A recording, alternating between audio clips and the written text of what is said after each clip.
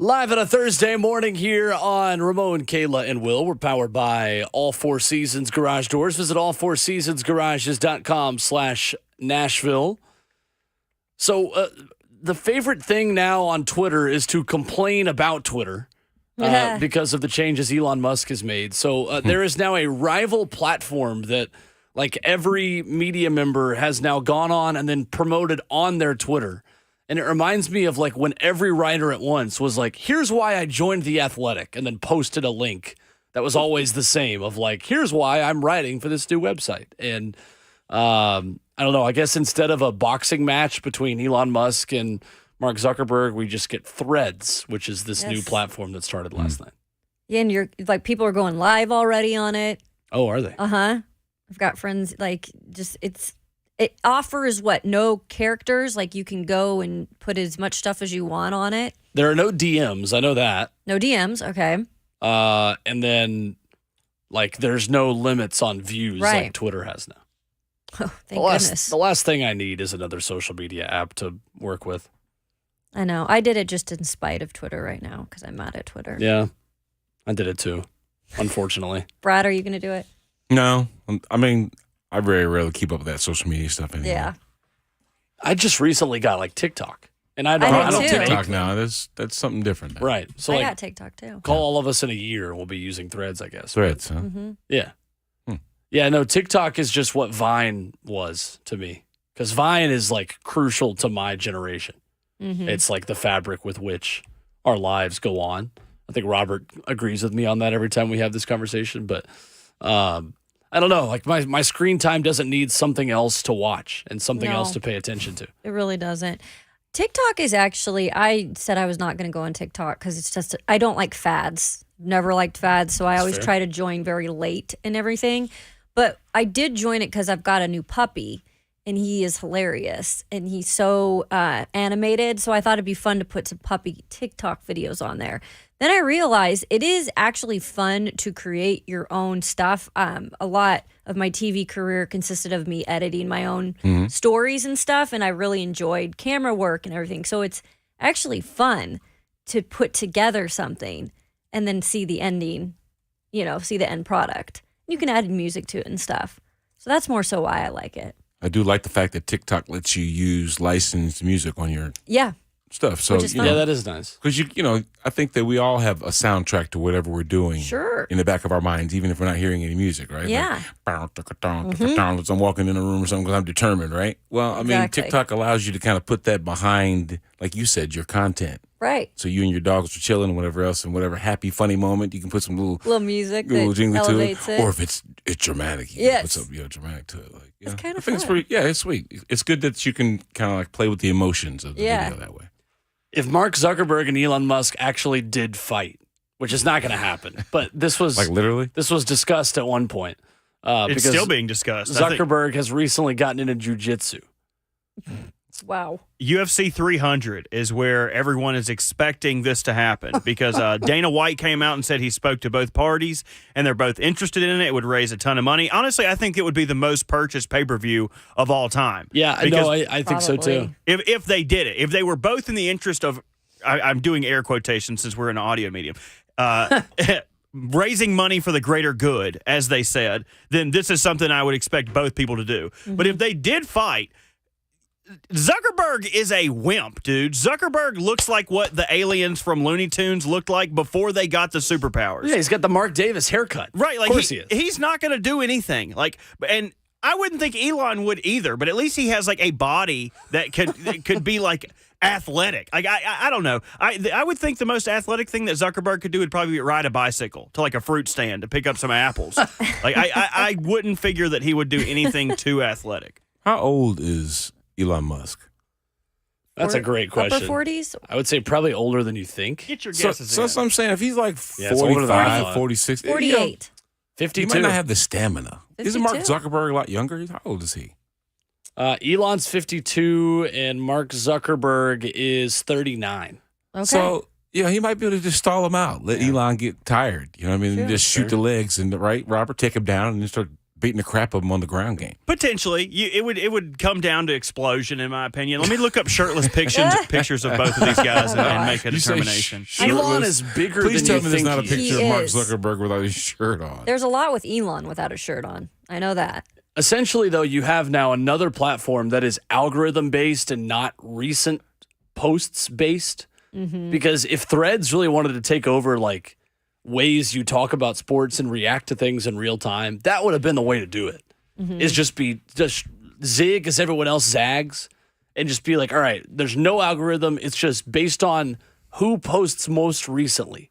We're going to put things on your timeline because I will all the time say like an NFL Sunday happens. I will like on a Wednesday morning get a highlight that's promoted from Twitter of like big interception as the Bills take the lead. And like, no, like the Bills lost that game by 3 touchdowns. Like, what do you, That drives I don't me need nuts. that. Yeah. We might have this all wrong. Okay, so let me describe these guys' bodies for you. Oh, boy. Elon Musk. Out of context. I hope someone just started listening. Do you guys remember Kane from the WWE? Yeah. Kane? Yeah, he's the mayor of Knoxville. He's the mayor of Knoxville. Yeah, Glenn Jacobs. He has a six pack like a cooler. Sure. Like it is not a regular like defined ab. It looks like someone like just slid a six pack into his belly. He's got as the people in the bodybuilding world call, he has that HGH belly. His belly is protruding because so much muscle was built up in his abdominal region. But he looks doughy. He does not look like he has a lot of power or muscle. It just looks like, I don't know, like a refrigerator, but not Perry. Like not a athletic refrigerator. Zuckerberg, on the other hand, has one of those sneaky builds where he looks very toit, as they say in Austin Powers. His body looks very like one of the guys you would see on the beach. Like you're walking out there with him, and they're like, "Oh, we're going to play some volleyball." But then you finally get out there, and he takes that pump cover off, and he's actually kind of ripped. Sure. Yeah. Zuckerberg might be the sneaky pick here. I'd love to see the odds. So Travis said he is actually a jiu-jitsu champion. Yeah, that's Who's what I'm a saying. jiu-jitsu doing- champion? So he's a doing jujitsu. champion. Zuckerberg is? He's not just a guy who practices. He's a champion? I don't know. The article I saw said that he's like recently picked it up. I don't know what recently means. So Zuckerberg won a no gi, which a gi is what they wear. it is. No suit on, yeah. So that's really like instead of being able to choke people with what you're wearing, he actually has to know the technique in jiu-jitsu. So he won the 149-pound division at the Brazilian Jiu-Jitsu Tour in Silicon Valley. Oh, my He's gosh. 149 pounds. He also competed in the Master 1 division for athletes in their 30s. Oh, Now, hold on a second. You just said something, too, though. 139 pounds, you said? 149. 149 pounds. Now, I think Elon Musk weighs a lot more than that, right? For Yeah, sure. oh, They would have to definitely. So weigh. he might just bum rush who's him. making weight? Yeah, they got to meet in the Yeah, middle. they have to meet. They have to meet make at weight. 180. Yeah, Zuckerberg's 190. probably going to have to concede some pounds. But if you guys watch the original Ultimate Fighter, there was no weight classes, and the guys that were the guys that knew how to fight just dominated all the fatties. I would pay for that fight. The fatty. Well, there My was goodness. one of the stories was that they were going to fight in the Colosseum in Rome. What the heck? Oh, my God. The essence of gladiators, Mark Zuckerberg and Elon Musk By the fighting way- over our screen time. Watch that documentary on Netflix, The Gladiators. Fascinating. There you go. Coming up in hour number 2, the stage is set for Major League Baseball's Home Run Derby, and Kayla's hometown hero will be there. A rematch between one of the cringiest athletes of all time and one of the young stars of Major League Baseball as we continue in hour 2 in our mode Kayla to Will.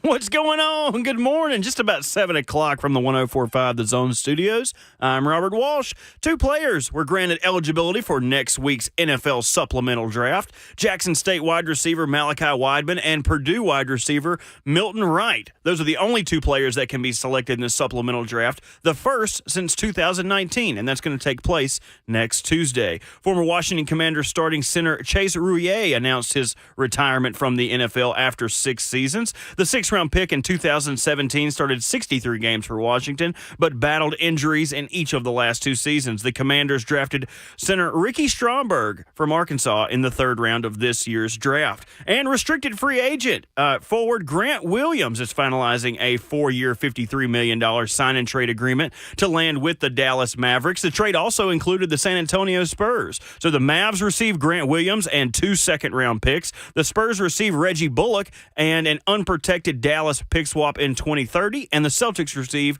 2 second-round picks. But the Mavs were not finished. They signed Matisse Thybulle to a 3-year contract offer in the $33 million range. They'll have a chance to match any contract offer that Thybulle signs. For all your foundation repair and waterproofing needs, visit USSTN.com. Breaking news at once on your home for the Titans and the Vols. This is 104.5 The Zone.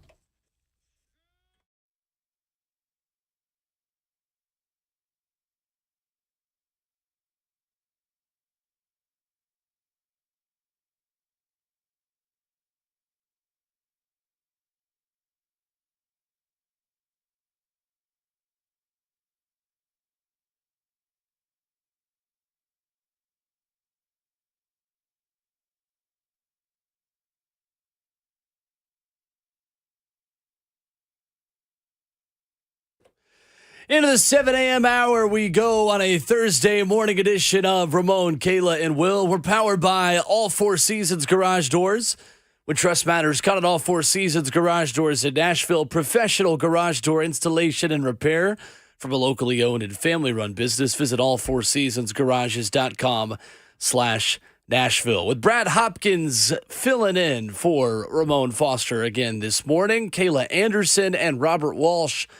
I'm Will Bowling. The phone number is 615-737-1045. And in 20 minutes, we chat with Titans Radio's head coach, Coach Teddy McGinnis, presented as always by Farm Bureau Health Plans, coming up here for his weekly conversation on the show. And guys, I feel like half of my brain thinks this week has flown by, and then half of it thinks that it's crawled by. Mm-hmm. Or it's 2 weeks in one. Right. Kind of, right? It's the day before Friday. It's Friday Yeah, I think it's Junior is what It's Friday Will Eve. says. I like Friday Junior. Friday Junior? Yeah, that's what I always say. Isn't that Friday fun? Junior. Mm-hmm. Oh, that's cool. Friday Friday Junior. Junior. Never heard Friday Junior. That's Could right. be someone's name, which we'll talk about later in the show. Would Wednesday be Friday Senior? Friday the 3rd. Friday the Oh, 3rd. I think Friday you'd go the the other 13th. direction Ooh. because Friday is Friday Senior. See, I'm technically, you're right. That's Friday Senior. I'm technically Robert Lee Walsh the 4th. So Oh. would Tuesday be the 4th? 4th Friday? That sounds like you get 4 Fridays in a row. Yeah, that's Think We we're really doing need to too break down the family lineage of the week so we know how to properly distinguish these guys. So you're like Stetson Bennett. You also the 4th? Mm-hmm. Oh, wow. Oh, is he really? Very rare air. I feel like I want to name my kid Robert, so he's the 5th, because I feel like V is the coolest Roman numeral. Uh-huh. Oh, unless we got to X. X is even cooler. What if you That be would be Robert good. Lee Walsh X? You need to be popping out some kids or your significant other. Don't tell her that, because every time we go somewhere, she ends up picking up a baby and Uh-oh. holding it and getting baby no. fever. Good luck. Not going to happen. I Good like luck, my Bert. freedom. I have 2 cats. I will be just fine. Don't need no babies crawling around my house. I can't even take care of myself. True. I have trouble finding clean clothes to put on every day. Amen. Let alone putting clean clothes on another person. They would be mix matched. And you guys see how I dress when I come in here. I look like a kid strolling into an 8 a.m. 1000 class in college. Your baby would look like the baby from Hangover. I don't know. My baby would probably be hungover, Kayla. I don't know that Robert's ready for childhood. He referred to him as the person, putting another person, putting clothes on another person. Bert's babies does Baby, not need to good be a Lord. literal segment No. on 104.5 The Zone True quite yet. that. Goodness. Well, where the similarities in, Robert, between you and Stetson Bennett is you graduated college. That is true. Don't check my transcript. Amen. Goodness. Well, speaking of Georgia and players that played with Stetson Bennett, there was a Georgia offensive lineman who gave credit to Tennessee. And this surprised me a little bit because there was a big conversation last year started by former Tennessee quarterback Eric Ainge on our sister station, the Sports Animal in Knoxville, where he said, Brad, essentially, that Sanford Stadium in Athens and Georgia's football environment is not as loud as people think it is, which got people up in arms. And Ramon Foster confirmed that was true. It's not anymore, I think it's fair to say. I think since Kirby Smart took over, Sanford Stadium has a much better environment than it used to. Mm-hmm. But essentially, when Ramon and Eric Ainge were playing there and Tennessee scored 50 on Georgia, it wasn't that great of an environment. Mm-hmm. Tate Ratledge is a Georgia offensive lineman, a very good one, by the way. He was a highly touted recruit out of high school who had this to say on a podcast this week about Tennessee. Hey, I love that. I don't know what Neyland Stadium it was. No offense to Sanford or Georgia fans, but Neyland Stadium is the best stadium in the SEC. I disagree with that. 112,000? Forget the numbers. And it's a bowl? Yeah, but I'm going to be right honest. on the river? Sanford, when we played Tennessee, was definitely louder than when we played at Tennessee. Imagine if our fans were in that stadium, though, how loud it would have gotten. There you go. Tennessee, the best stadium in the SEC, according to a Georgia offensive lineman. But it sounded like he was talking constructurally because he said if you put our fans in that stadium, how loud would that have been? Sure. So he was saying that their fan base could be just as ravenous, but the stadium itself, Neyland, was... And I think he was also having to come down a little bit from taking that stance because his buddy was like, I disagree. Well, wait a second. And he's like, well, I mean, if our fans were in it. Maybe you're right. Maybe he embellished more on it at the end because he's like, I just spoke glowingly of the opposition stadium, talking about how cool it was, right? I might as well say, fill it with our fans and what would have happened. You're right. Then it's like a little more. Yeah. Okay. That's a recovery. I can see. Yeah, that's a recovery. Total recovery.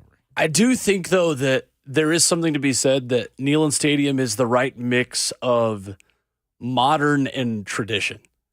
Because when you go to a lot of these stadiums, it's either like, oh, this was built or renovated very recently and just feels like a newer stadium, or there's LSU that feels like you've been transported back like 75 years in a good way. Tiger Stadium is awesome, but that place needs like major updates to the infrastructure of just how you get around in a lot of the concourse. I got lost there for like 30 minutes when I went there this past fall. Yeah. But the structure of Neyland Stadium is conducive to being the loudest in the SEC because it is a bowl that is totally steep. And Sanford Stadium still has that open end where the big Jumbotron is in Athens. I've not been to Athens. I've not been to that stadium. I'd like to just see what it's like. I've been to Tennessee Stadium. I've seen the renovations, which I think are awesome too, because you were talking about that old school too. Like they did the block letters and like that's so cool. I'm all into the kind of vintage stuff too, added to everything else they've done. That was the first stadium we played in the state of Tennessee. Really? Yeah, that's right. Preseason. Yeah. Holy smokes. Uh-huh. I remember Eric Norgard was our long snapper. Yeah. And they had some sort of car partnership, sponsorship. So they had this car in the back of the end zone. Oh. He said, all I could think about Hoppy was snapping this ball over the punter's head and hitting them, busting the window out of that car. Oh, no. Oh, that's That's funny. That's Nice. cool. But I think that when Bud Adams and the constituents were talking about coming up to Nashville, them touching every part of Tennessee seemed to be the plan. Mm-hmm. We had a preseason game against Washington in Neyland. We played our first season in the state of Tennessee in the Liberty Bowl. Right. And then we ended up finishing before Adelphia was built, playing in Vanderbilt Stadium. So across the board, we tried to touch every part from east, middle to west of the state of Tennessee. But Neyland was pretty cool. Yeah. To say that you played there for your professional career is kind of cool. That and the Liberty Bowl. Yeah. Yeah, you hit east, middle, and west. Yeah. What was the craziest environment you played in either college or NFL? That's a good question. Ramon has said the Superdome in New Orleans was his, bar none, between college and NFL. I'd say the Metrodome. Oh, okay. I love seeing that Viking coming out on the Okay. hog. You know that whole that score thing they be saying. There's Skull, real pageantry to that whole deal. I like their fan base too. The skull thing is new, isn't it? I don't know. Skull is like SKOL. 5 years old, I'm pretty sure. Yeah. Because that was when I'm Yep. going into the weeds, but Iceland in the Euro Soccer Championships did that Viking clap Oh yeah. thing of like the whoo that everyone does now. Yeah. And then the Vikings stole it. And everyone stole it after they did it. Okay, Metrodome. That's interesting. Couldn't hear anything in the RCA Dome because they piped in so much of the crowd noise. Yeah. Did you play in Seattle at all? Played in the King Dome. Oh yeah, you played before. Oh baby, let's go, Played in the King Kingdom. Dome. Yeah, that's different from what it is now at Lumen Field. Oh, I would say that the Coliseum, the Oakland Coliseum, played the Raiders there. Oh yeah, Absolutely. They had to have police around Rowdy. the family section. Sure they 'Cause did. The Raiders, they're nuts up there. Well, they were. Yeah. I think they beat us and they actually burned down a McDonald's. Oh, my Playoffs. gosh. I'm not even kidding you. Dang. They were loving it. Rest in They peace. were loving Oakland. their win. What would happen if they lost? Half the city would be going. Almost still burned down the Yeah. McDonald's. Man. Yeah, so the skull thing for the Vikings started in 2016 when they moved into US Bank Stadium. And Right. it was inspired by Euro 2016 Iceland. So, yeah, I actually did have that right. Okay. There we go. I like your Viking thing you were doing there too. Yeah. Mm-hmm. Nashville SC does it now. So that's why you know it. Oh. Literally everyone does it. Yeah. That's become like a huge soccer thing since the 2016 Euros. I thought that Nashville SC had I had never been a soccer fan, never been to a soccer game before, but when I went there, they do these chants, right? And like every soccer team does that I know now. Yep. And I was like, wow, they have such original, cool chants. And then Lucas ruined it for me and told me that everyone does those exact same chants. None of it is original. So I was very upset by that. And I think we need to come up with some original chants for Nashville SC. So are the SC pitches just like the other pitches where they're continually singing and doing all that stuff? Yep. So okay. Yep. So that's what they're doing at the stadium too. Yeah, Oh, that's cool. So For do sure. you know some of the songs? I do. So it's And like are they original like Robert was saying? Or are they just like something everybody else sings? MLS fans use a lot of the same ones. It's kind of like the same thing in England, like same thing internationally. Oh, okay. Like everyone kind of uses the same tunes and then they'll like put their own words with it. So it'd be like if every SEC team had the same fight song, but then that's put wild. their own words to it. Like essentially crazy. is what soccer is like around the world. Have you been to SC game? No. I Oh, have you not should yet. check it out. Oh, yeah, I we'll need get to you go. down. You'd love it.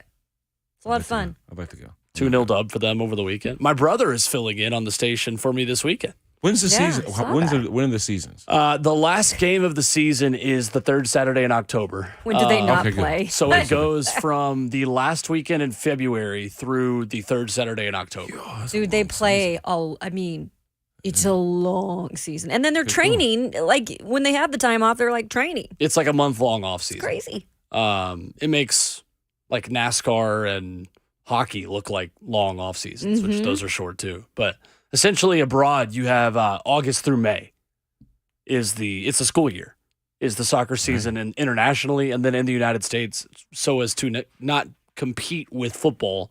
And also you have a lot of teams that share stadiums with football, and it would be logistically a nightmare to make that work. Then you have, that's why MLS plays pretty much March through October, and then the playoffs go through the end of November. So there you go. So I'll get with you to learn one of those songs. Absolutely. You got to learn Vamos Nashville, which How's it everyone go, uses. Esta noche tenemos que ganar. Literally, the song is Let's Go Nashville Tonight We Have to Win in Spanish. Nice. Yeah. But it's so hype. Everybody's That was catchy. stomping. I never want them to stop singing that song. It gets me going. That's right. And they never the drums and all that never stops. Like it goes the Ever. entire game. Uh-huh. Yep. The entire game. I love it.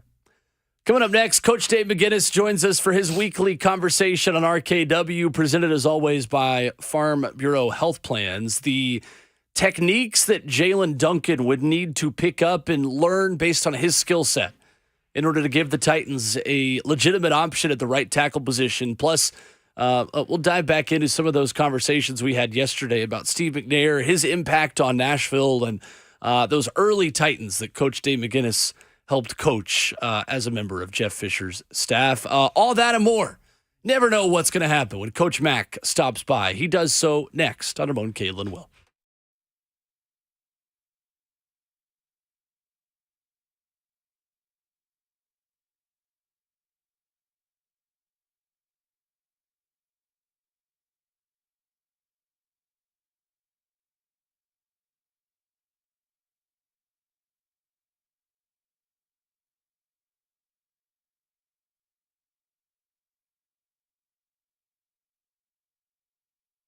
It is Kayla with Window Nation, and yeah, I'm here to say it. And y'all know the heat, humidity, the scorching, sweaty temps, they have arrived because it is July. We're about in the dog days of summer, y'all. And that means that AC is pumping up. I pumped mine up the other day, and I never pump up my AC. But you know what? That also means high energy bills, and nobody wants that. So what is the solution? We can give you this. New windows from my friends at Window Nation. You can save thousands today. This is no joke, guys. No money down, 2 full years. Plus, Window Nation is going to give you 2 free windows with every 2 you buy. Heck of a deal right now. So why not protect, increase the value of your home today?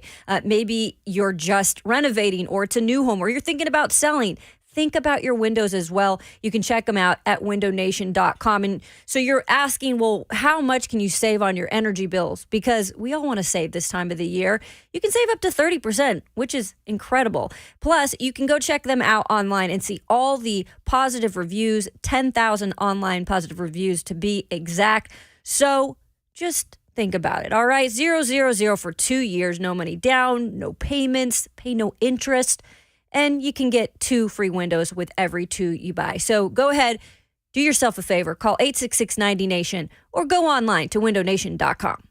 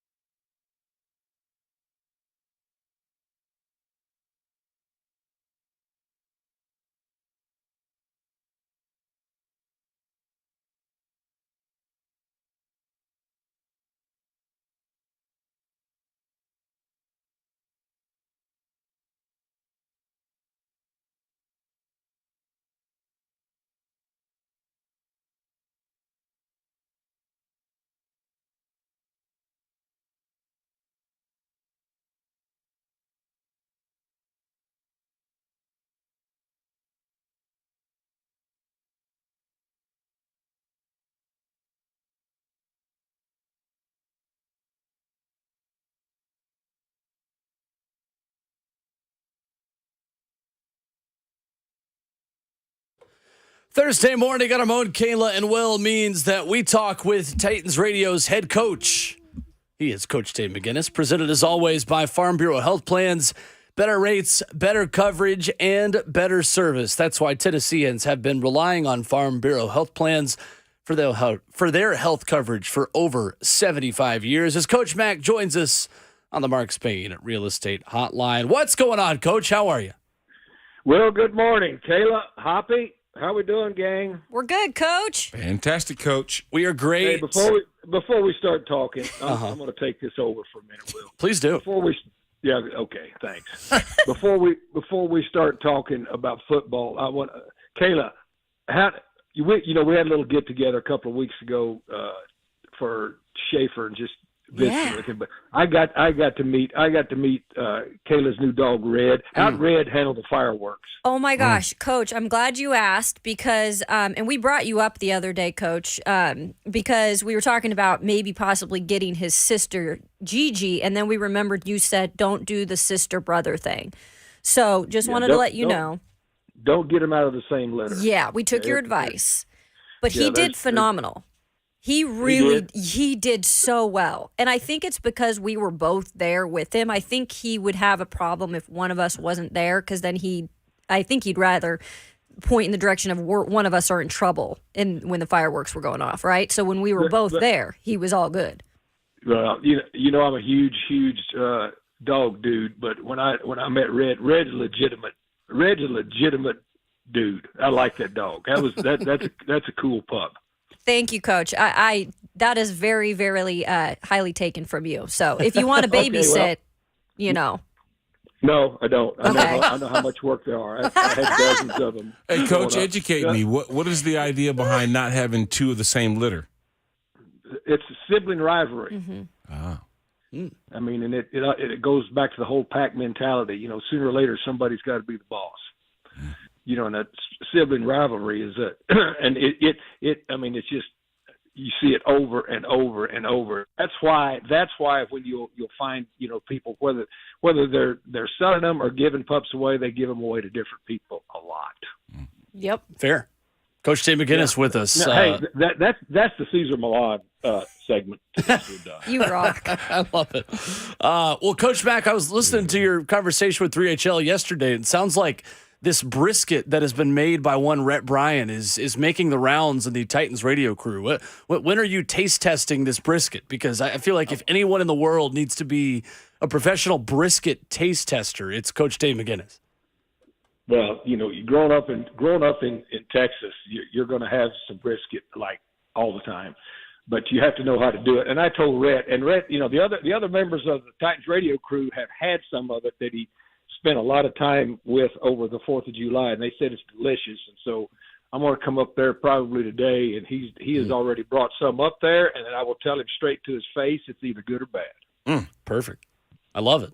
That is the most important taste test, obviously. Well, Coach Mack shifted gears a bit to the Titans' offensive line, and specifically, we've been talking a lot about Jalen Duncan with Brad, just as a guy with a similar skill set that Brad had coming out of college.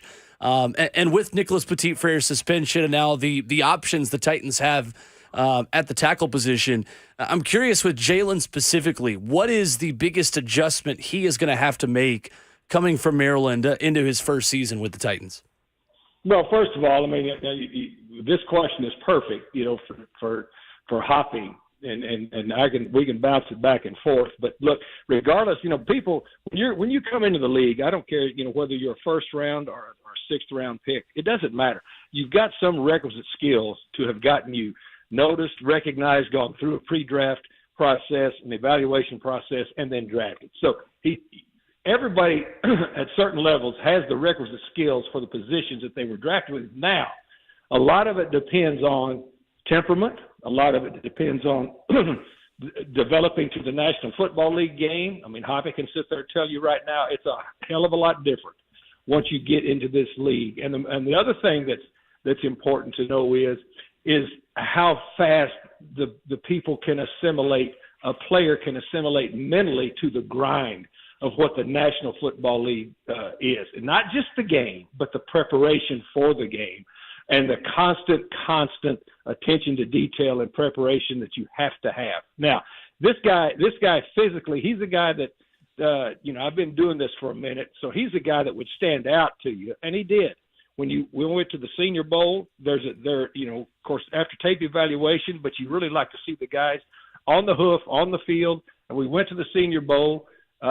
You guys were down there, and the thing that he's a guy that stood out, and there was a pretty good group of offensive linemen at this year's Senior Bowl that stood out. You go, that's a big athletic-looking dude. Now, you knew he was going to take some development to bring him in here, and so mainly the offensive linemen, and we've got a pretty good stretch of the offensive linemen that we addressed this year, because Peter Skoronski, to me, was the most technically ready as an offensive lineman in this draft.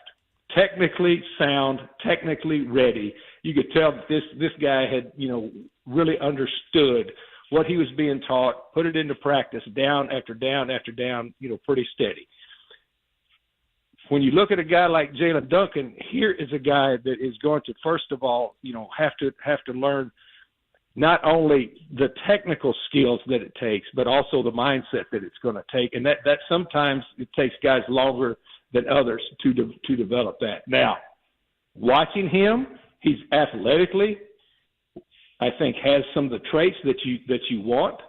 But until the pads come on, and Hoppy can talk to this, until the pads come on with an offensive lineman and day in and day out, and then not only against your own people, but then once you start getting against people in different colored jerseys, that's when you really start to find out. We're going to find out. Now, because of what happened to NPF, he's going to be gone, once the season starts for 6 weeks. So this training camp, the Titans are going to have to decide, as a group, what how they want to address that position. Do you move one guy? Do you think one guy can move in and help, or are you going to have to move two guys to get your best five on the field? That's going to be very interesting to watch.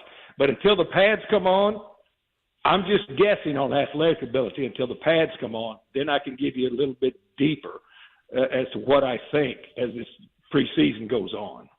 And what do they do in terms of with Nicholas Petit-Frere, because he can actually attend training camp? So do they work with him still in the group, or is it more so? I'm just interested to see how that all plays out, because we haven't seen a ton of this. Well, he still needs his reps too. Yeah. They also look this is much different. This is much different now. Things start accelerating pretty quickly. Before we know it, we're going to be on the plane going down to play New Orleans. Yep. And then you've got 5 ASC games in a row. You got to get your group ready. So yeah, he'll still be able to practice, but he's going to have to take a back seat because he's not available for the first 6 weeks of the season. Right. And so you're treating that just as if he's not injured, so he will be able to practice. But as far as working with that top unit, you got to get some other people ready. How about Jason Hotaling and just, now just even more being a first-year offensive line coach for this team? Now he's going to have to deal with some shuffling. And like you said, what do you do in terms of movement? I feel like there's a little bit more now on his plate, even more so than helping build the chemistry with this group. Welcome to coaching in the National Football League. Mm-hmm. I mean, that's what it is. I mean, it's a constant challenge every day for coaches and players in this league because everything is so ultra competitive, and everything also, there's decisions that have to be made that affect everybody. And so, yes, I mean that's part of coaching in the National Football League. Is first of all, you need to have the ability to make your players better, whatever that entails with each individual player. But you also have to be able to adapt really quickly, because here's who is worried about the Titans' problems on the offensive line since your right tackle got suspended. Nobody. Yep. Okay, other than the Titans. So it's part of the gig. That's what you sign up for, and you better be ready for it when you come as a coach in this league. Switching sides of the football, Coach McGinnis, David Long was put in a position to make a lot of tackles for this defense last year. Philosophically, just fill us in on what you think there might be some adjustments that they need to make. And is this a team that maybe built for a championship on that side of the football? Well, the thing that to me, Hoppy, the biggest thing is the health of the defensive front. I mean, that's paramount to begin with. Let's start just working from the front back, because when you still all of these years, over 100 years, the National Football League's been playing. This is still a big man's game up front, both on both sides of the ball. So this football team, this iteration of this football team, has been at its best defensively when they have had at least 5 or 6 guys that they could roll across the front and be able to go after the passer when the passing situations show up with 4 people. That has made the linebackers and the secondary behind them even better when you can do that. This team has historically, so far in this ilk of the Titans, with Mike Vrabel, they've always played the run very, very, very well. But when they start to falter defensively is when all of a sudden and last year was a great example of it. They were able to keep let's wind back 2 years where they went through 91 players, but they were able to keep some defensive people healthy up front. Last year, the defensive front and the offensive front both started losing players, and all of a sudden you could see things start to deteriorate a little bit. So to begin with, I really like Aziz. I really like his game, and as long as that defensive front stays healthy, we've got, with Monty Rice and Aziz, I think we've got plenty behind the ball as long as that front, Hoppy, stays healthy in front of them. Coach, what are some of the things that Tim Kelly is doing to adjust that offense and allow them to play faster? Yeah, well, first of all, there's a lot of things. I get to watch practice every day, and there's things that I can talk about. I mean, there's things that I see that I know that we'll see soon enough when they're practicing, for the public in the preseason. But I can tell you this: it is moving faster, and this is from Ryan Tannehill. This is from some of the other comments of the players during the OTA sessions. Is first of all, they seemingly have cut down a lot of the nomenclature so that they can get the call out, get up there, and be able just to operate quicker, to operate faster. That's number one. And then there's some very interesting things, that he's doing. I will say this, Hoppy, and when you're up there, watching practice, this summer, you'll see it's different. It's going to be different. And I enjoyed watching it develop a little bit. And now, see, that's why to me, the setback with NPF, they were kind of getting in a groove. It was taking them, of course, we knew that 5 up front was going to have to come together, and they were starting to get kind of into a groove. Well, they've hit a hiccup now with that, because of the suspension of their right tackle. So I think the development of the overall offense will still stay on track. But now what you've got is you've got that element that you've got to pull back together again that you were starting to work pretty well throughout the OTAs. But it's going to be different. It's going to look different. But I think one of the main things is, and you've been in a lot of huddles in your life, and you know as well as I do, it's a lot easier when you're not sitting there worried about a real long call rather than just give me a word, give me a call. I know what I'm doing. Now let me get up there and get set and see what the defense is doing so we can play faster. Coach Tay McGinnis, our guest this morning on our Bone Kalen Will. Coach Mack, as you know, in Nashville, the week of July 4th is always a week to reminisce on the life and career of Steve McNair. And we had a great trip down memory lane with Rhett Bryan and some old Titans radio highlights yesterday. I know you had 2 seasons with him when you were a coach on Jeff Fisher's staff. And just as an opposing coach or as just someone that shared a locker room with that guy, how unique was his toughness, not only just for the quarterback position, but just for any position of player that you got a chance to spend time with? Well, I came into this league with a really tough group with that early 80s Bears group, on both sides of the ball. I mean, that's how I cut my teeth in this league. And so I've always got an affinity, for the physical nature of players in this league. Steve McNair could have played in any era. because I mean, and you got a guy Hoppy right there with you that could tell you. I mean, he was never out of it, and the team felt like they were never out of it as long as Mac 9 was in it, and that's a huge trait to have as a quarterback. You talk about playing against him. I can remember, I was I was a coordinator in Arizona at the time, and the Oilers, they were still the Houston Oilers, came in to play us there in Sun Devil Stadium. Were you on that team, Hoppy? Yep. Okay. And it was hotter than the hubs of hell that day. They're in Phoenix, like it can be early in the year. And I walked out with my middle linebacker on the field like I always did, way early, and to talk about the game plan, and of course it was an AFC NFC game. We were in the NFC East then, so it was an uncommon opponent. And there's a dude stretching in the end zone, and I'm walking with my linebacker. And he goes, "Coach Mack, who is that?" I said, "Well, that's Steve McNair." He said, "The quarterback?" He said, "He's that big?" I said, "Yeah, he's that big." And so go to the bottom of the second quarter. We're getting ready to go in right before halftime. You'll probably remember the play. Hoppy, it was third down. And so Coach Mack, being the brilliant defensive coordinator he was, calls a man under defense. Everybody turns their back and takes off, with their back to the ball. Mack eludes a couple of people in the backfield. It was a four-man rush. Eludes a couple of people in the back, sticks his back foot in the ground, and about 57 yards later, he's standing in the end zone right before halftime. And as we were coming in, that middle linebacker, Ron McKinnon, said, "Coach Mack, I knew he was big, but damn, he's fast too." So anyway, the guy was special, very, very special.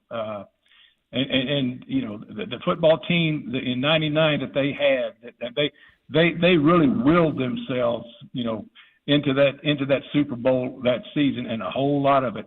There was a lot of great players on that football team. One of them sitting right there with you guys in that studio. But the one horse that it revolved around, it was really two of them on offense. As far as just here we go, they're there every time, was Mac 9 and Eddie George, and then that group up in front of them. So plenty of exposure and experience with him, and we lost a great one. Coach, what's it like watching a player that you coached against turn into a head coach like Mike Vrabel? Yes, you know what, and I coached Ron Rivera too. I coached Ron Rivera, I coached Singletary, Les Frazier. I've been in this long enough with some really, really quality dudes that's what they've ascended to. And I never was on a team with Mike Vrabel, but when you listen, to Belichick, or you listen to the other coaches that were on that staff, or even players on that staff, there are just some guys, and this too, Hoppy, that you figure, if they ever want to get into the grind that is professional coaching, they've kind of got that it factor that'll make it go. Mike Vrabel is one of those guys. I mean, he gets this game from a lot of different levels, which is very, very important. And again, as I say, this guy gets it in so many areas. And then of course it's like, when I first went to work for Mike Ditka, the first meeting I was in with him, with the players, I mean, it's instant credibility when a dude like that walks into the room that has done it at the high level. And not only you, and again, I'm not getting into any names, but you've got some coaches who get up there and talk about how tough this is, and tough you got to be, and this and that, and the players kind of look at him and go, well, okay, I guess. But when you got a guy like Mike Ditka talk to you about the physical nature that it takes, or a guy like Mike Vrabel, all you got to do is turn the computer on and go back and watch what they did and go, okay, I get it. I can follow that guy. Mm-hmm. Coach Mack bringing it as always here on Ramon, Kayla, and Will every Thursday at 7:20. Mack, thank you as always. Great stuff. Thanks, Coach. Guys, it's my pleasure. Kayla, take care of Red, please. I will. Tell him you said hi, Coach. Yeah, thanks. See you. There he is. Coach Dave McGinnis with us this morning on the Mark Spain Real Estate Hotline. Coming up next, a headline we mentioned and haven't gotten to yet. The Home Run Derby bracket is set, and I will be rooting for one of Kayla's favorites. Yes. Coming up next on our Mo and Kayla and Will.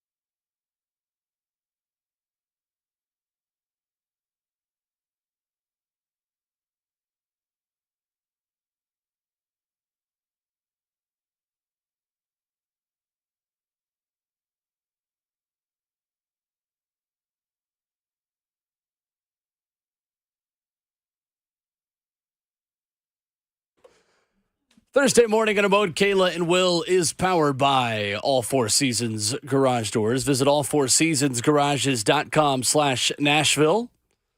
Coming up in hour number 3 at 8 o'clock, a former Vol is on the move, headed to a new home in the NBA. We'll tell you about that coming up here in just about 15 minutes. 615-737-1045 is our number. So, Kayla, I am a Julio Rodriguez fan. I love hearing that. In the home run derby. Okay, that's all right. Supporting the show, supporting the guy going up against Pete Alonso.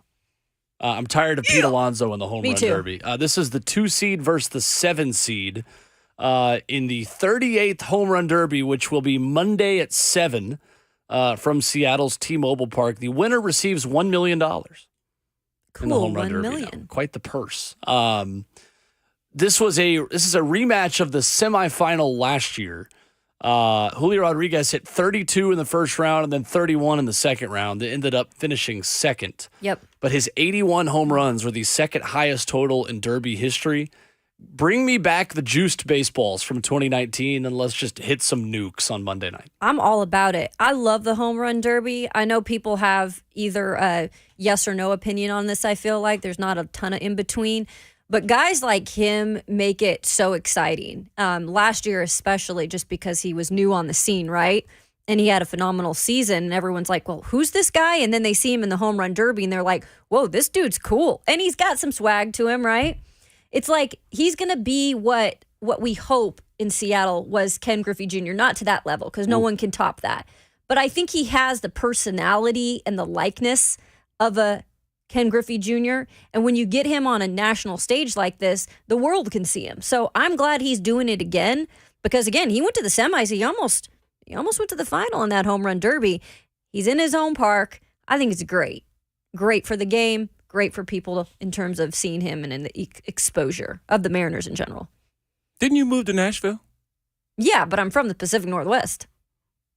But you live in Nashville. Yeah, but I'm from the Pacific Northwest.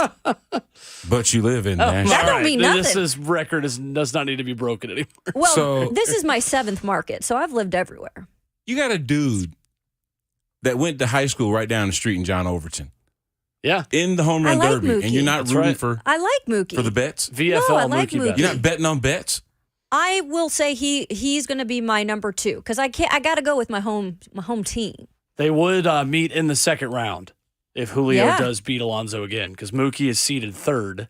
And Vladimir Guerrero Jr., who set the single round and derby records in 2019 but lost to the finals, goes up against him.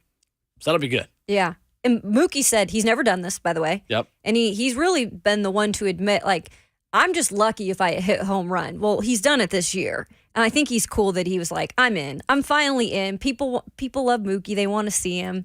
So it should be interesting in terms of, like, him on that stage, though. I'm just messing with you. I know. No, I get it. I Can't know forget you're where you messing. came from. I love Mookie, though. But Let's you make are in that Nashville, clear. I'm just saying. I Franklin am. Road, stand up. Technically, John yeah. Overton High School. Bobcat Nation. Yeah. How I come? have Tap in. I have one tweak for the home run derby. What's Okay. I feel like they should allow other sports and celebrities to partake in the home run derby. that? Oh. Ooh. Like if you let like Myles Garrett, like Zion Williamson, let other stars from other sports come in and play, and they play for charity. I don't even know why you win $1 million for winning this thing. All these guys have more money than God. Anybody that's playing baseball, you've been making millions of dollars since you were 18, and now you're 54, still playing the game. Give some of that money to old Bert back here in the studio, man. Let's pick one random person to win that $1 million. But if you were going to have like a celebrity, let Vince Vaughn come in and hit a couple dingers. Let Mark Wahlberg. Like I think it would just be funny to watch average people fail miserably. And then you would really get to see the degree of difficulty for hitting these balls and hitting them that far. Would you be watching to watch those people that couldn't do it, or would you be watching to see Jimmy Johnson like really do well? Exactly. Or Steph Curry Either or somebody way. like Right. that do really. If Steph Curry could hit a dinger, are you serious? I think you gotta you go can. nuts. Myles Garrett, I fully believe this, is one of the most athletic people on the planet. Because if you watch Myles Garrett play in the celebrity basketball game for the NBA, Right. he's dunking on everybody. The dude's got arms bigger than my legs. Like if he got a hold of one baseball, that thing would be gone. It would no longer be in this sphere. It would be in another sphere somewhere, stratosphere, another planet. Do you know what's really important, though, in this home run derby that people don't really understand? Like, you have to have someone who is throwing you perfect, BP. Like, this is like, you've got to have your guy. That's what it's like. You got to be on the same page as who's throwing to you, because most of the time, that's a sneaky factor in all of this. So even if a celebrity, Bert, if you were to do it, you got to find that person that can throw you the right ball. So Will Ferrell brings John C. Reilly, they're not friends anymore, but stick with me. John C. Reilly to toss him a couple underhands. I think Will Ferrell could hit the warning track. Probably. If I see him hit the warning track once, I'm going nuts for Will Ferrell. It's like Adam Sandler hitting threes. I mean, I'm the dude telling can you, drain. yeah, dude, Adam Sandler can ball, he man. can hit some threes. What's that movie he was in that he produced? It was phenomenal. Well, shoot, he was when It was the when basketball one recently. I can't remember. I the now name of pronounce it. you. The Nike Oh, no, they did play basketball in Chuck and Larry. Chuck but and Larry, yeah, you're they talking about, shoot. It Oh, was when on they were Net- kids, grown-ups? No, it's hang like on, a I got you. I'll do a true little- story. Actually, it's he's the agent in it. It's the Euro player, right, Bert? It is Hustle. Hustle. Yes. It was for Juancho Hernagamine. Yeah. Somebody else say it. Somebody smarter than me No say his idea name. what you're talking Used to about. play for the Raptors. Yep, it's really good. It's not my area of expertise. I was watching Vladimir Guerrero in the last home run derby, whatever else. He was breathing so hard afterwards. I don't know. So he's putting some stuff in. They're putting some emphasis into that. So the reason I cheer against Pete Alonso, A, he's a Met, and I'm a Braves fan, obviously. Yep. B, he tries way too hard.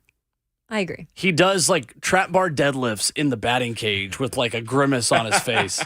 Yeah, And I don't mean grimace like the McDonald's mascot. Let Grimace hit home I runs. love Grimace. Have Ronald pitch him some swing the stuff. back. Grimace swing the back. Ronald McDonald pitching to grimace. Grimace is back. I honestly think though, Robert has something here because even if you did like a softball fence, like put up a temporary softball fence at like 250 to 300 and have him hit softballs The celebrity win. that are underhand tossed to you.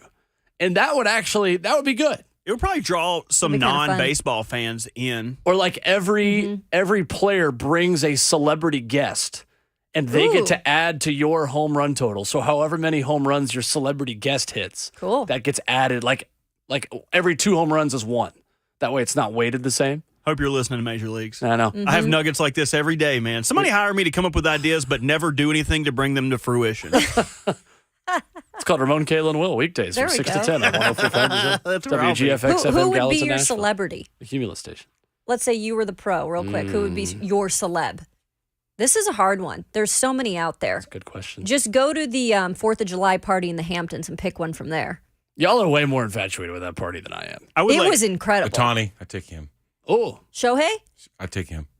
No, Well, it's if got to you be a could take- non-celebrity. It's got to be a I non-baseball would player. say like a celebrity. Yeah. Okay, like oh man, who could Who are played athletics. against? Yeah. Oh, Kevin Costner. Okay. Oh, that's There you nice. go. Great That's pick. good. I would pick Kate Upton and let Verlander pitch Like to it. her. I love her very That's much. good. Give me Chris Pratt. Okay. Chris Pratt. I bet he can swing, man. Chris Pratt. I'm going with The Rock. I know we might be washed out, but man, that's a good Why one. The Rock? Another Nashville Why native. not? Dwayne Why is not? Dwayne is crushing. He's too built to I'll pitch to him. He can hit. Him and Mookie would be together. This because- girl used to play softball and pitch, so let's go. Where Underhand, did he baby. go to high school in Nashville? Who? Yeah. The Rock. The Rock.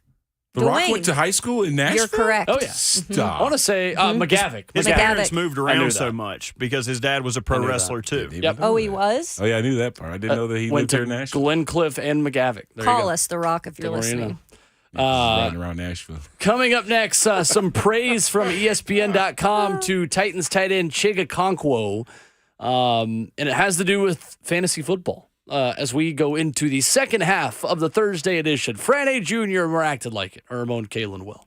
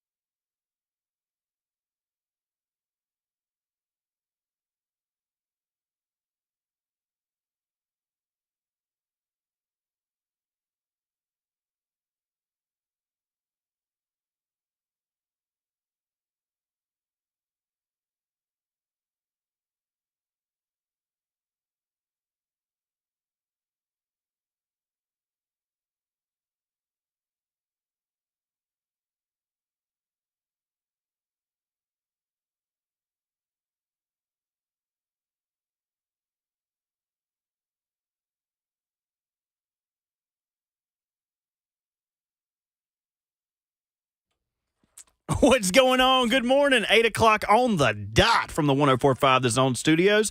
I'm Robert Walsh. 2 players were granted eligibility for next week's NFL supplemental draft. The Jackson State wide receiver Malachi Wideman and Purdue wide receiver Milton Wright. Those are the only 2 players that can be selected in the supplemental draft, the first since 2019, and that's going to take place next Tuesday. Former Washington Commanders center Chase Rouillet announced his retirement from the NFL after 6 seasons. The 6th-round pick in 2017 started 63 games for Washington, but battled injuries in each of the last 2 years. The Commanders drafted center Ricky Stromberg from Arkansas in the 3rd round of this year's draft.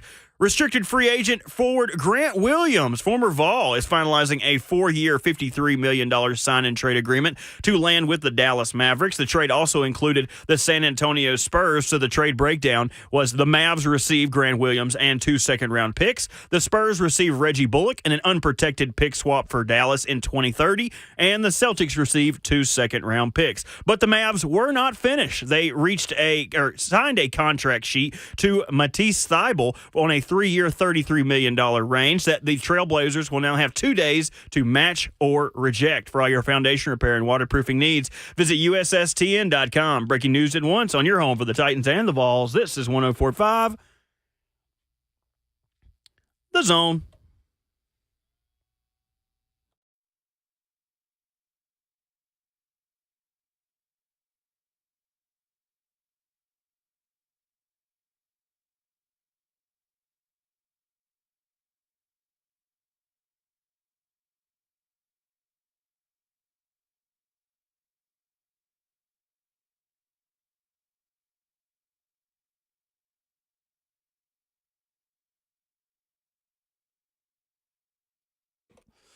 Off we go into the second half of the show, 8 a.m. in beautiful Music City, USA, as we welcome you to now hour number 3 under Mo and Kayla and Will. With Trust Matters, counted all 4 seasons garage doors in Nashville.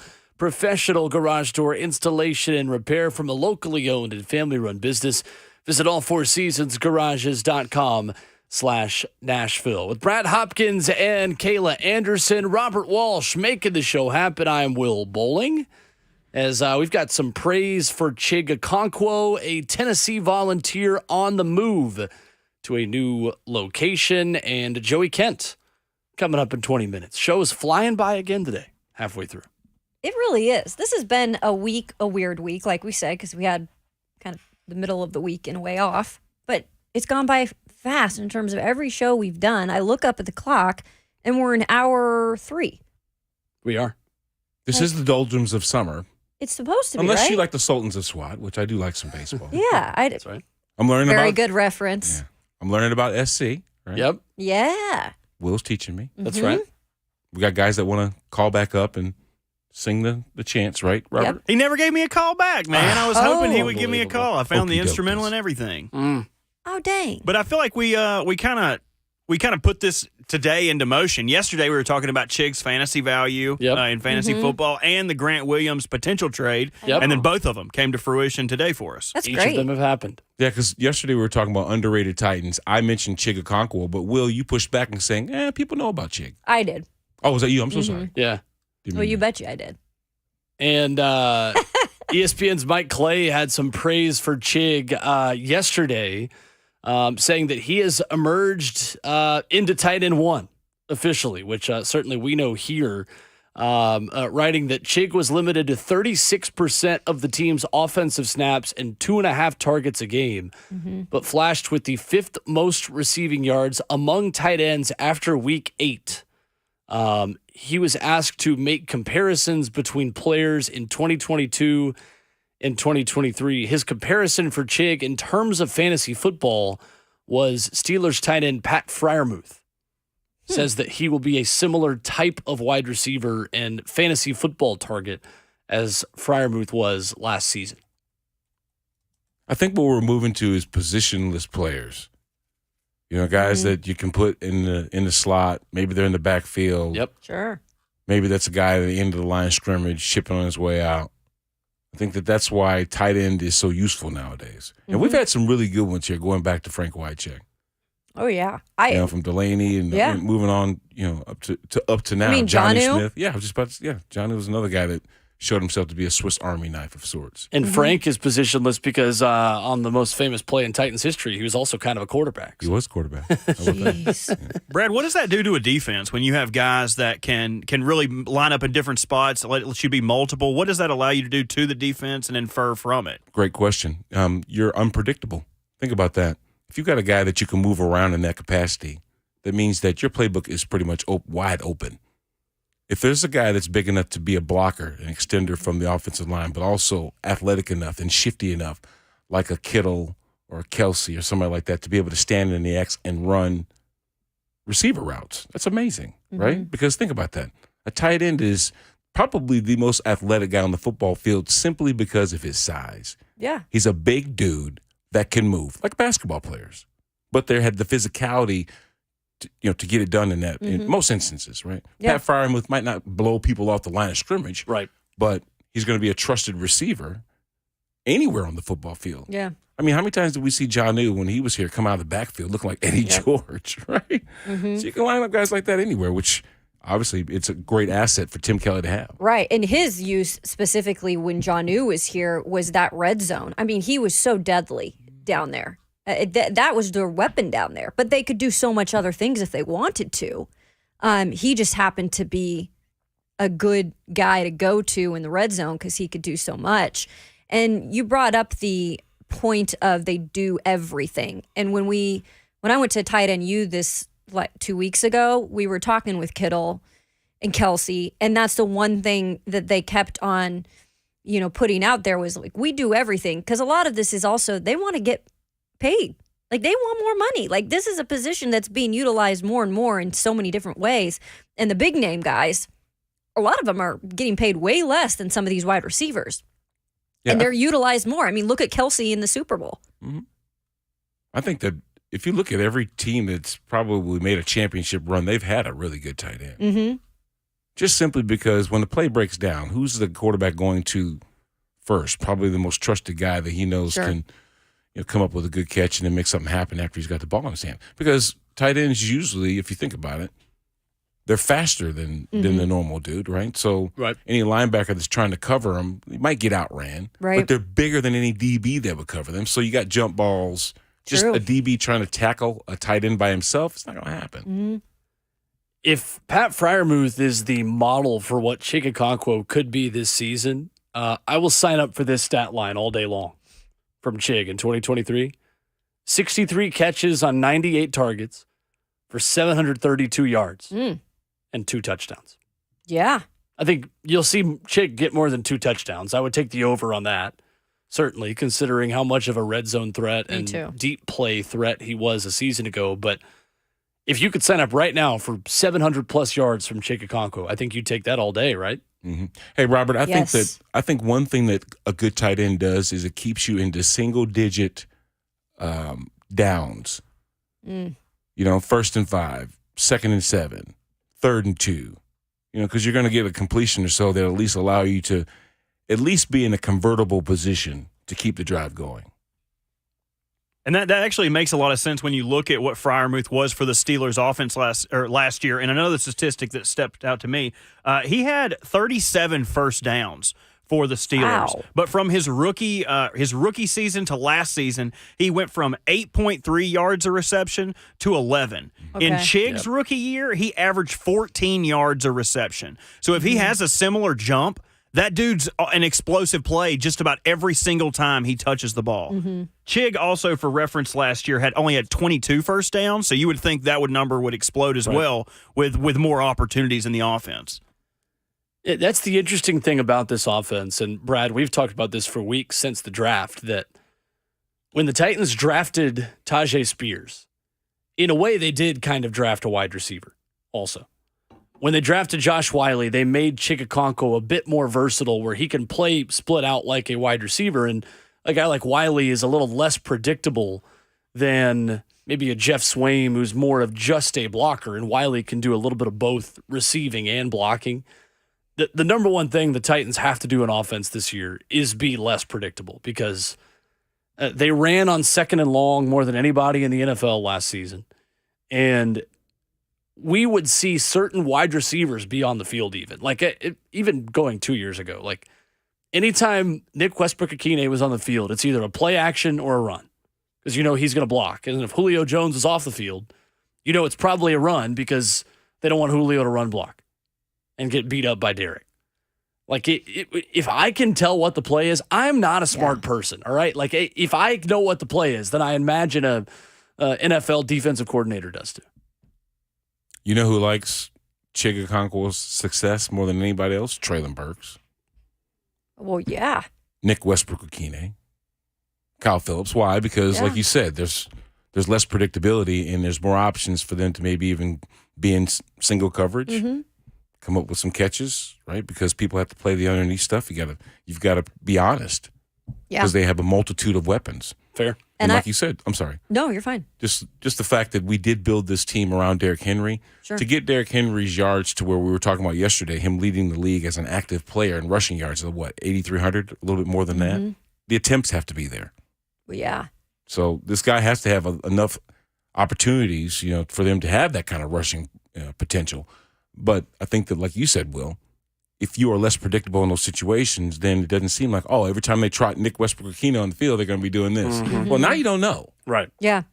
And here, I'll say this too. Ryan Tannehill is comfortable with both Traylon and Chig. Mm-hmm. He's comfortable with them. Right. He trusts them. They trust him. That's what you need.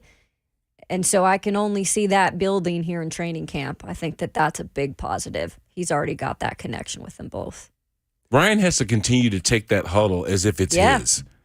Because when you hear, like the Jets talk about what's the biggest difference in your huddle, this dude snaps the ball, Derek Carr, when he takes the huddle. As a matter of fact, I was hearing some players talking about Derek Carr gives them shades of Drew Brees. Why? A guy that stepped into the huddle and you knew he was in control.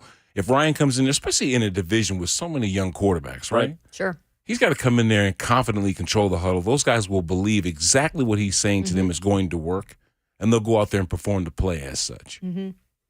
Other story in the NBA yesterday involving a VFL. The Dallas Mavericks received Grant Williams and 2 second-round draft picks in a sign-and-trade deal from the Boston Celtics, and Grant begins a 4-year, $53 million contract in Dallas. Pretty good move by Dallas, who is looking to pair up more defensive ability with Luka Doncic and Kyrie Irving.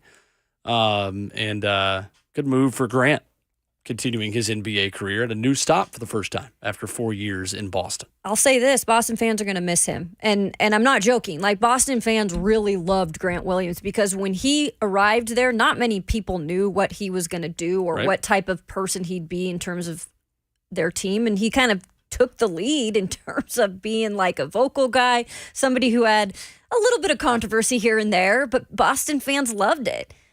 So they'll definitely miss this guy, but good for Grant Williams just continuing to do his thing. Because again, coming out of Tennessee, you didn't know exactly how he'd play out in the NBA. And I think he's done a good job so far of making himself somewhat relevant. He's a role player. Yeah.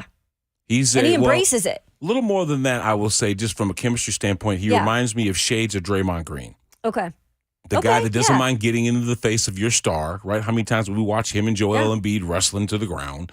And he doesn't mind taking on that role of being somebody that gets in those people's faces and helps set the tempo, right? For sure. Exactly. Mm-hmm. Not the most super athletic dude, right? He's not going to score you a bunch of points, but he's going to harass, frustrate, get the other guy in foul trouble.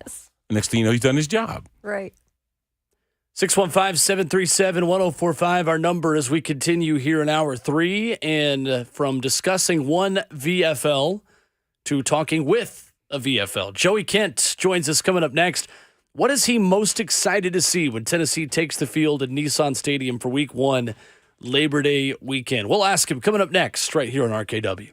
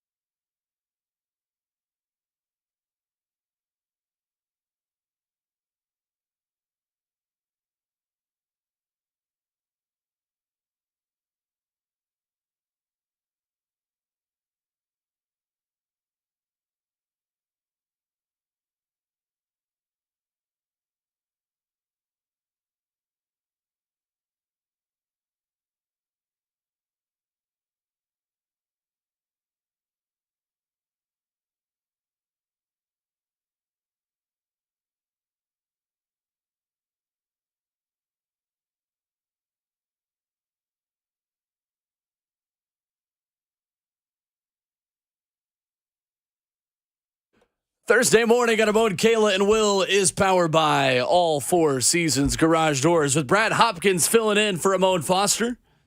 Kayla Anderson, Robert Walsh spinning the hits. I'm Will Bowling. And joining us this morning on the Mark Spain Real Estate Hotline, former Tennessee wide receiver Joey Kent, giving us a couple of minutes here on a Thursday. What's up, Joey? How are you, man? I'm good, man. Well, you should let that play just a little while longer. I know. Right? You jumped in way too early for that, man. Too early. I got the same look from Brad, I think, the second I started talking. I'm with you. It's all good. Hey, I see. When Ramon goes out on vacation, you have to bring another offensive lineman in. Yeah, right. With Brad. Right. We got you know what? I've always said that some of the brightest, most funny, interesting guys on the football team are offensive linemen. I've always said that. I already paid you, Joey. Hey,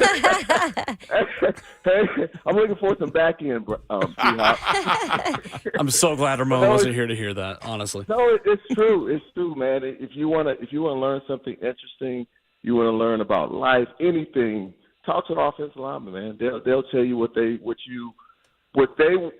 know and what they think you want to hear, I guess. Mm-hmm. That's I love fair. the big ragu, man. That's Glad fair. to be in the seat today.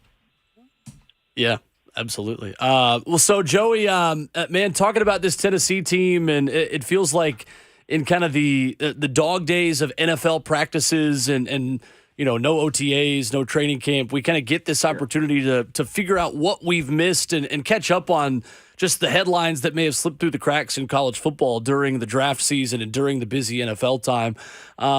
As you look at this Tennessee team and week one coming up, fast approaching in Nissan Stadium, what are you most excited to watch when Tennessee takes the field against Virginia in week one? Man, I think that's easy. I think most people are looking at Milton. And then we talked about that. I guess I was on a few months ago. Yeah.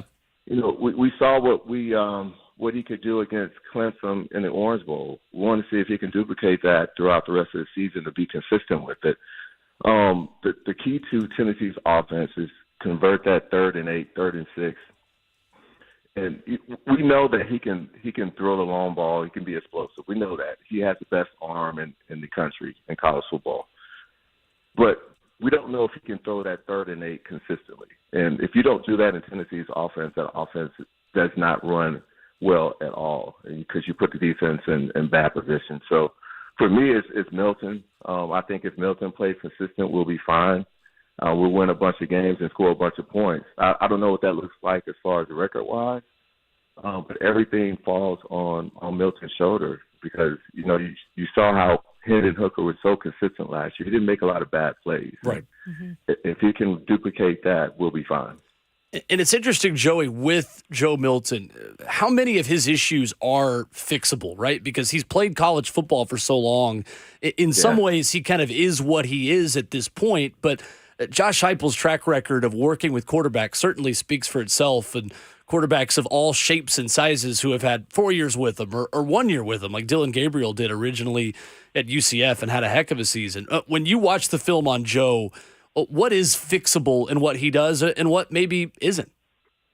So I think he had a great opportunity to learn from Hooker as well. He had an opportunity to leave, but he didn't because he wanted an opportunity to sit back and watch. And he realized that Hendon was going to be the starter, right? And so he sat back and learned, and they became best friends off the field.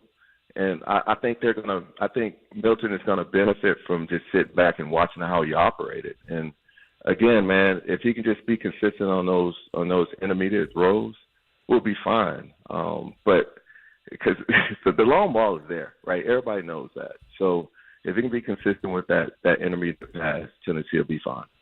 Other than Joe Milton, who do you feel like offensively and maybe specifically the wideouts, do you feel has to be their biggest playmaker this year or the guy that is going to be a Jalen High coming out of this season? I think it would have to be Squirrel White. Okay. He burst on the scene last year. He was very explosive. I think, talking to Jalen, I talked to him a few times during the offseason. He was very high on Squirrel. And some of the things he talked about was, the issues that Jalen had 2 years prior was just that work ethic, running the route tree, being consistent in practicing and running routes every single day. I think that's going to be the next step for Squirrel because he can run by anybody. Mm-hmm. But can you run that curl route or that comeback route or that end route where you have to be flat coming across the field versus fading up the field? Those little nuances as a wide receiver, I think he's going to learn that, and I think he's learned that this summer. Brew McCoy is going to be the consistent guy. Yeah. He's going to be the guy that's going to convert those third downs. Another guy that Coach Heupel is high on is Thornton, the transfer from Oregon. He 6'4", 215, looks the part, can run. Be on the lookout for him. He's going to be a person that's going to come along for the Tennessee's offense. You spoke about Jalen Hyatt, and you talked with him here recently. Obviously, going to be there in New York and kind of seeing what happens in his first season. But a lot of people, I feel like, think he could do something big. He could really stand out in that year one. How is he feeling going into this first season? I think he's confident. He's a competitor, man. Like, he wants to be great. And that's what I learned about him, just getting to know him over the last 6 to 8 months. Like, he really works at his craft. And I think everybody knows that he can run by people. But not too many people knows that the work that he put in to get to where the season that he had last year. He put in tons of work, man, to have that type of season and have his breakout year for him to get drafted high in the draft, man. And, talking to him, he's really talked to the other wide receivers on what it takes to have that type of season. I think it's going to rub off on the rest of the guys. Joey, we all know that recruiting has been crucial and no more than today, with obviously the portal being a part of the process. But you got to say that Josh Heupel having a top 10 recruiting class, what does that mean for the university? I think, taking a step back and having 5 guys drafted high within the first three rounds, right? Most guys, if you're a high school 4 or 5-star guy going to a Power 5, everybody thinks they're going to the league. Every single high school guy thinks they're going to the league or think they have the ability to play in the league, right? And now the proof is in the pudding. You had a quarterback go high. You had 2 receivers go high. You had Darnell Wright go top 10 offensive lineman. You had Young, a defensive guy, go high. And so you kind of checking off those. I think that was some of the things that other schools was recruiting against Tennessee. Like, can this offense, can this defense produce draft picks? And that question was answered this year. So, man, it's huge to get guys in the league and say, hey, we placed this guy went from this to that. Look at Jalen. Look at Darnell Wright. Ask Will Anderson, who was the toughest guy he played against. He'll say Darnell Wright, right? So, obviously, recruiting is important, but getting these guys to the next level and those guys having success in the league is equally important. Joey, you're a veteran in the NFL. You know what it takes. What kind of minerals to cut it to make it. What kind of pro do you think Hendon Hooker will be at the next level? Man, I think he'll be consistent. Like, he is a worker. I think he's a leader, man. I spent a little bit of time with him. I don't know him as well, but his presence is there. And, as a quarterback, man, you've been around a lot of good quarterbacks, Brad. Quarterbacks have to have a presence, and they have to have demand respect. And the only way you can demand respect is if you put the work in. And he's going to put the work in. Obviously, he's battling through his ACL, and hopefully he'll be recovered by training camp. But he's going to put the work in. He's going to demand respect from his teammates because of the work he's going to put in and just the presence that he has in general as a leader. So I think he'll be fine. He'll probably have a year to learn the NFL game and practice throughout the year. But I think he'll be a good pro. Joey Kent, our guest this morning here on Ramon, Kayla, and Will. Joey, this time of year, oftentimes when coaches kind of unplug a little bit and now in a recruiting dead period, Josh Heupel not hosting as many visitors in the month of June as there were a few weeks ago. Is that crazy to you, just how much recruiting happens in June now with the early signing period? Like, I feel like I'm explaining nuclear physics to Ramon when I talk about just how many visits and just hardcore recruiting opportunities happen close to this time of year. Yeah, man, it's crazy. It's 365 days a year out. Outside of that dead period, 2 weeks. It's every single day. That's why you see a lot of college coaches going into the pro game. I have a lot of friends that were in college that are considering or have made that jump because of it's every single day. It's like you have like 10 or 12 girlfriends that you have to call text every single morning, right? Like you have to court them. Like you have to make them feel special, every last one of them. And then you have to make the parent parents feel special. I haven't done this. I'm just okay. I'm like, man, I don't have any experience behind this. I'm just telling you what I've heard. But no, it's every single day that you have to make these kids feel like they're wanted, and what they can do for your program and what you can do for them. And then you have to take the next step and convey that to the parents or to the guardian, to the coach. And so it's a crazy world in the world of college football because of the recruiting aspect. Those guys make a lot of money, and that's the profession that they chose. So it's a crazy. I don't know if any of that will change anytime soon, because it's a grind. It's such a grind for these college coaches, and they deserve these 2 weeks off because what the work that they put in throughout the year. People will be amazed the amount of energy and time that it takes to text, call these high school prospects to get them interested in your program and what you can do for them and how you can benefit them. It's a long process, and then the payoff you might not even get a payoff at the end, right? So it's a long process, but it's kind of what they signed up for. Joey, there's a lot of talk in SEC football now with the change in scheduling and adding Oklahoma and Texas about protected rivals. And for Tennessee specifically, a team that has a lot of rivalries going back many generations of college football. Obviously, Alabama and Vanderbilt are the two that pretty much are protected moving forward when Oklahoma and Texas join. But a lot of conversation about who that next team should be year in and year out. Is there a team you think is head and shoulders above the other, whether it's Kentucky or Florida, Georgia, South Carolina in there? From the former player's perspective, who is most important for you to see on Tennessee's schedule moving forward? Yeah, you already mentioned Alabama, and Vanderbilt was an in-state rival. Man, I would love to see that. God, that's a tough one for me because I hate them both. I hate Florida and Georgia both. Yep. I hate Florida more because I never beat I never beat Florida, and I was undefeated against Georgia. So that's a tough question for me, but either Florida or Georgia, man. I would love to see that rivalry keep going because Florida means so much to, it's meant so much to over the last 20, 25 years to Tennessee, that type of game, typically early in the season, and it dictated the rest of the season for both schools. So if you ask me, like, you put a gun in my head, I guess I would say Florida. Dang, don't have to go that. I like it. Don't go that far. But let me ask you this, Joey: the direction of football, as we've seen it recently. You came in the league, a couple years after I did. Gambling was illegal. Notorious tights were not supposed to be someone you associated yourself with, but now we see partnerships. College kids are getting paid nowadays, too, for the work that they put on the football field.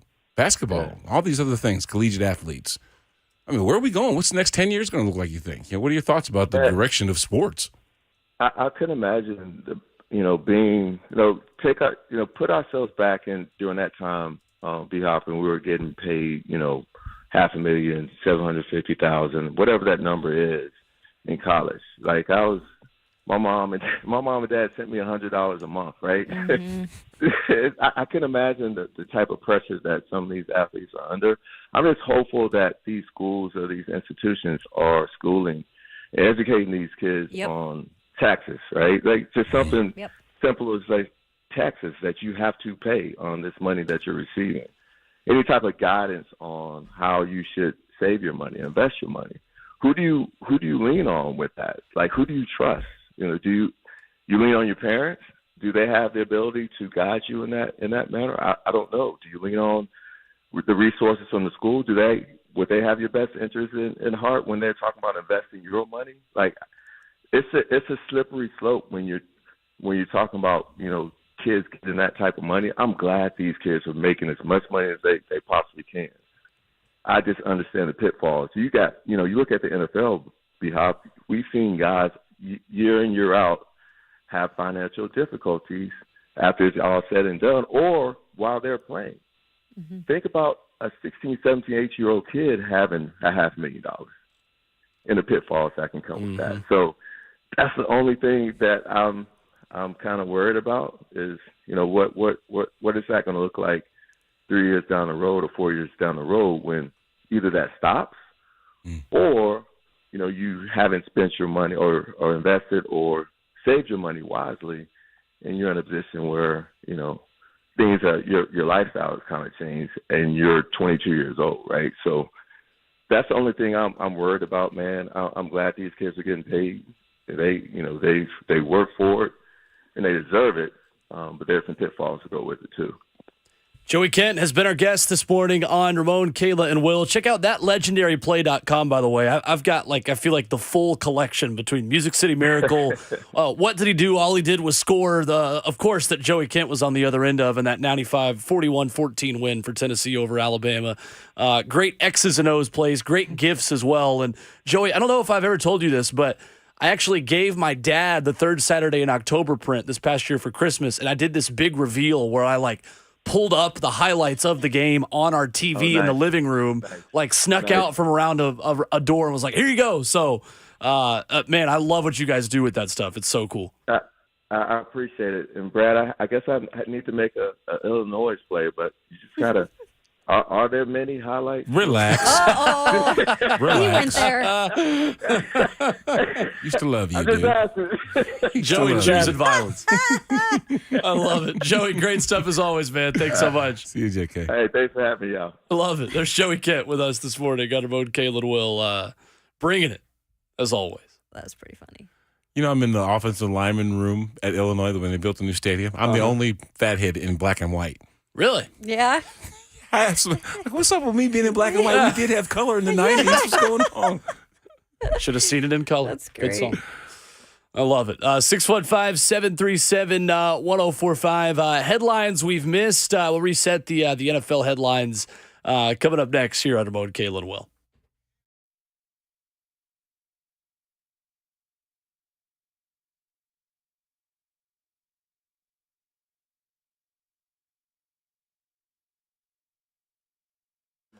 Hey, it's Will Bowling. Storms and changing weather can cause all sorts of chaos. Chaos is a great way to describe the weather we always have in Middle Tennessee. It's one season one day, it's the opposite the next. And those power outages that come with storms and difficult weather here in Middle Tennessee, it's tough. Have you considered what would happen if your home had no power right now? Well, I'm here to tell you a home generator can make a huge difference. If the power goes out, a home generator will keep your heating and air conditioning system running, lights on, and the appliances working. You can also count on your phones and computers to stay charged and never miss a beat. So act now and receive $500 off or special financing for up to 36 months on a new generator for your home. That's $500 off or special financing for up to 36 months on a new generator. $500 off. That's a great deal. And you just need to go to leecompany.com/promotions or call 615-567-1000 to claim this great offer. The number again, 615-567-1000. That's Lee Company. All you need.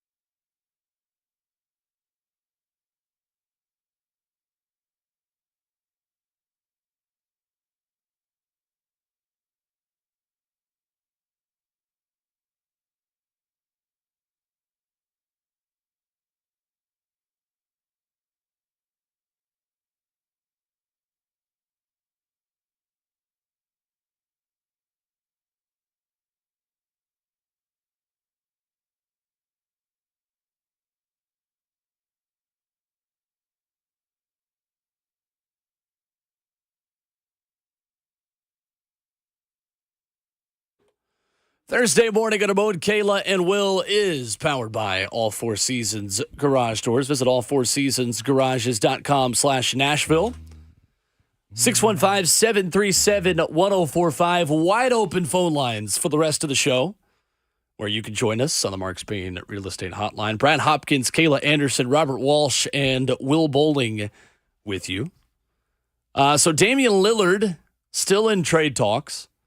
Has not been dealt quite yet, but Ron Slay always texts me pretty much immediately if I ever say anything bad, Brad, about the NBA or just the sport of basketball in general.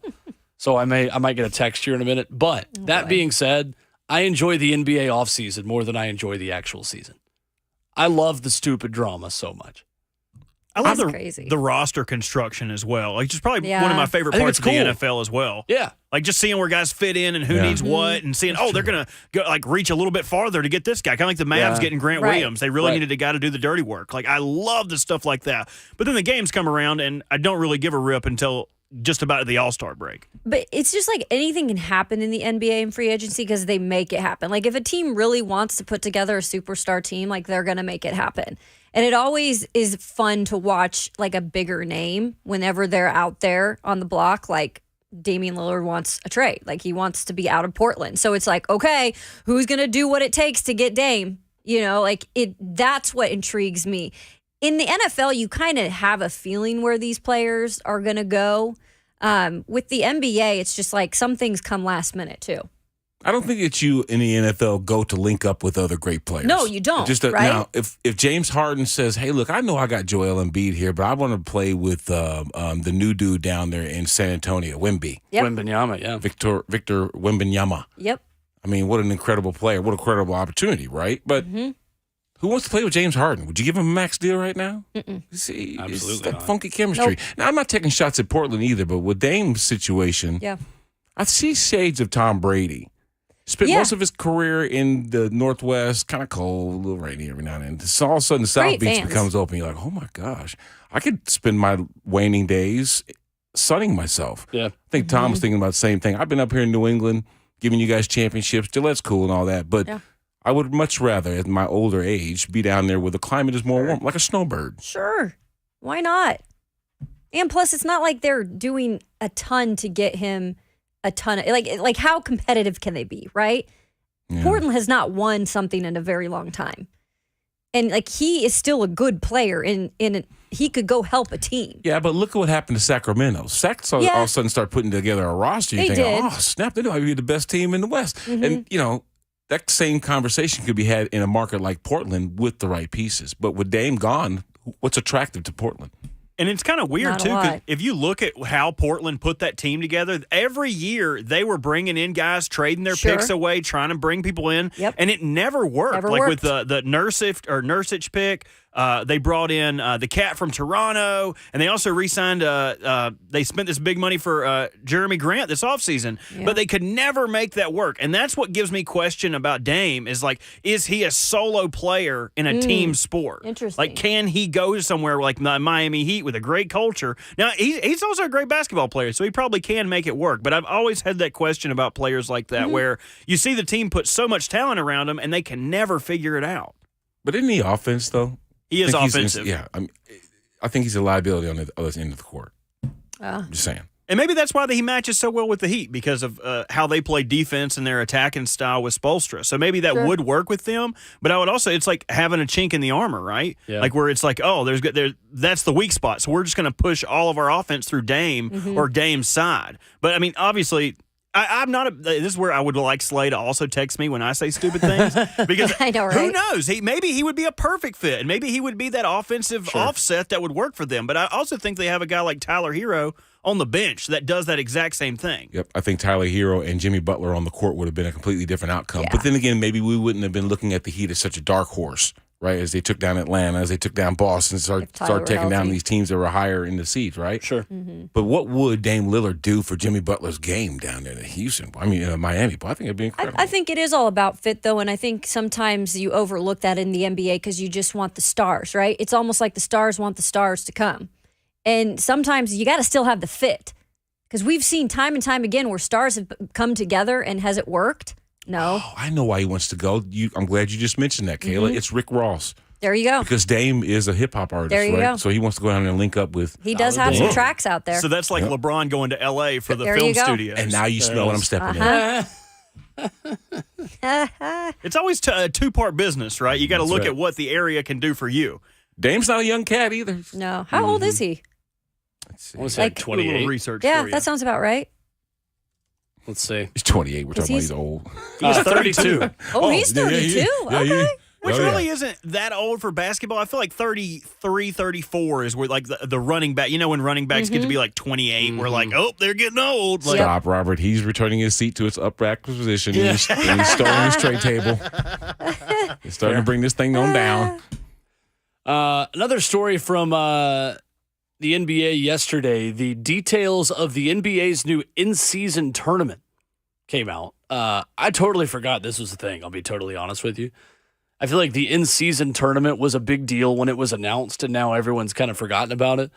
The in-season tournament will take place, the Final Four, in Vegas, December 7th and 9th. This is basically a soccer-style in-season tournament that if you're a soccer fan, it's an easy thing to understand because it's like the FA Cup in England or the U.S. Open Cup in MLS where you play an in-season tournament, you pause for a month like the MLS is about to do, and then you play a group stage, and then the top 8 teams out of the group stage, after you play 3 games round robin, advance to a quarterfinals, and then you have a championship for money.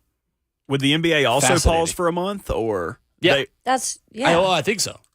Oh. are there That's any new. incentives to win it? Like, do you get a better placement in if you're not the right. first? There has to be some incentive to play this other than money, I would think, to make it a viable product. Otherwise, it's the summer league. Yeah. Guys are just going to take Right. stuff off. Right.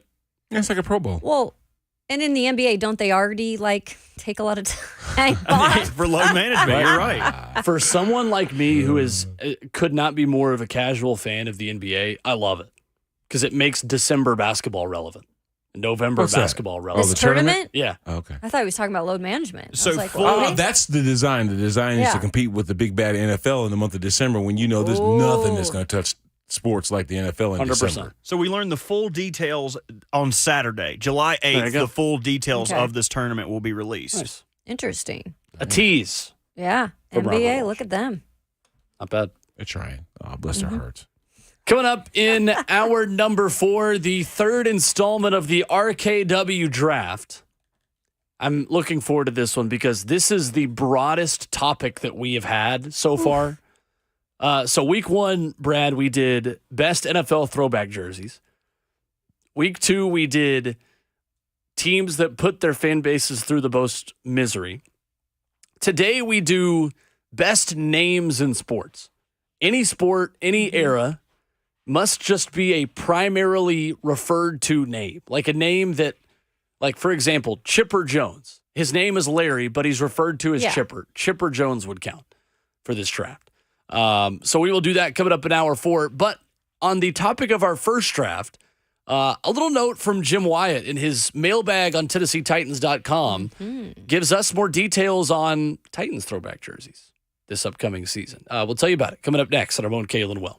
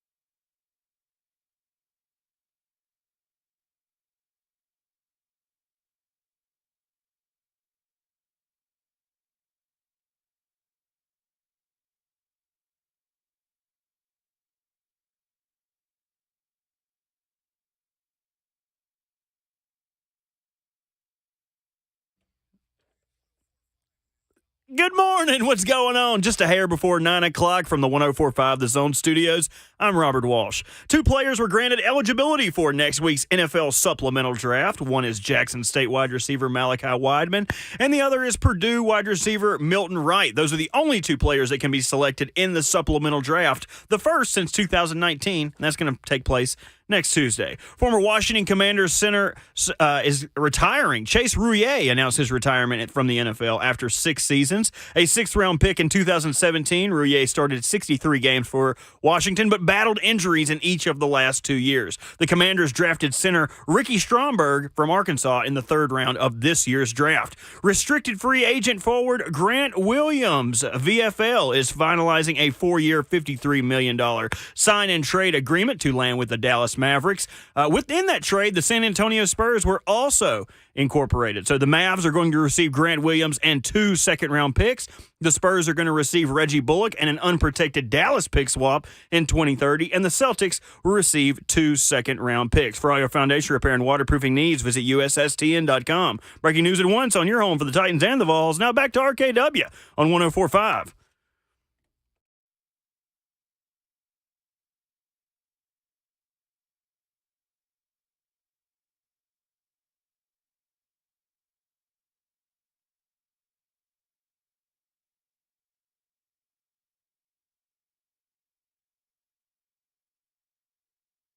The Zone.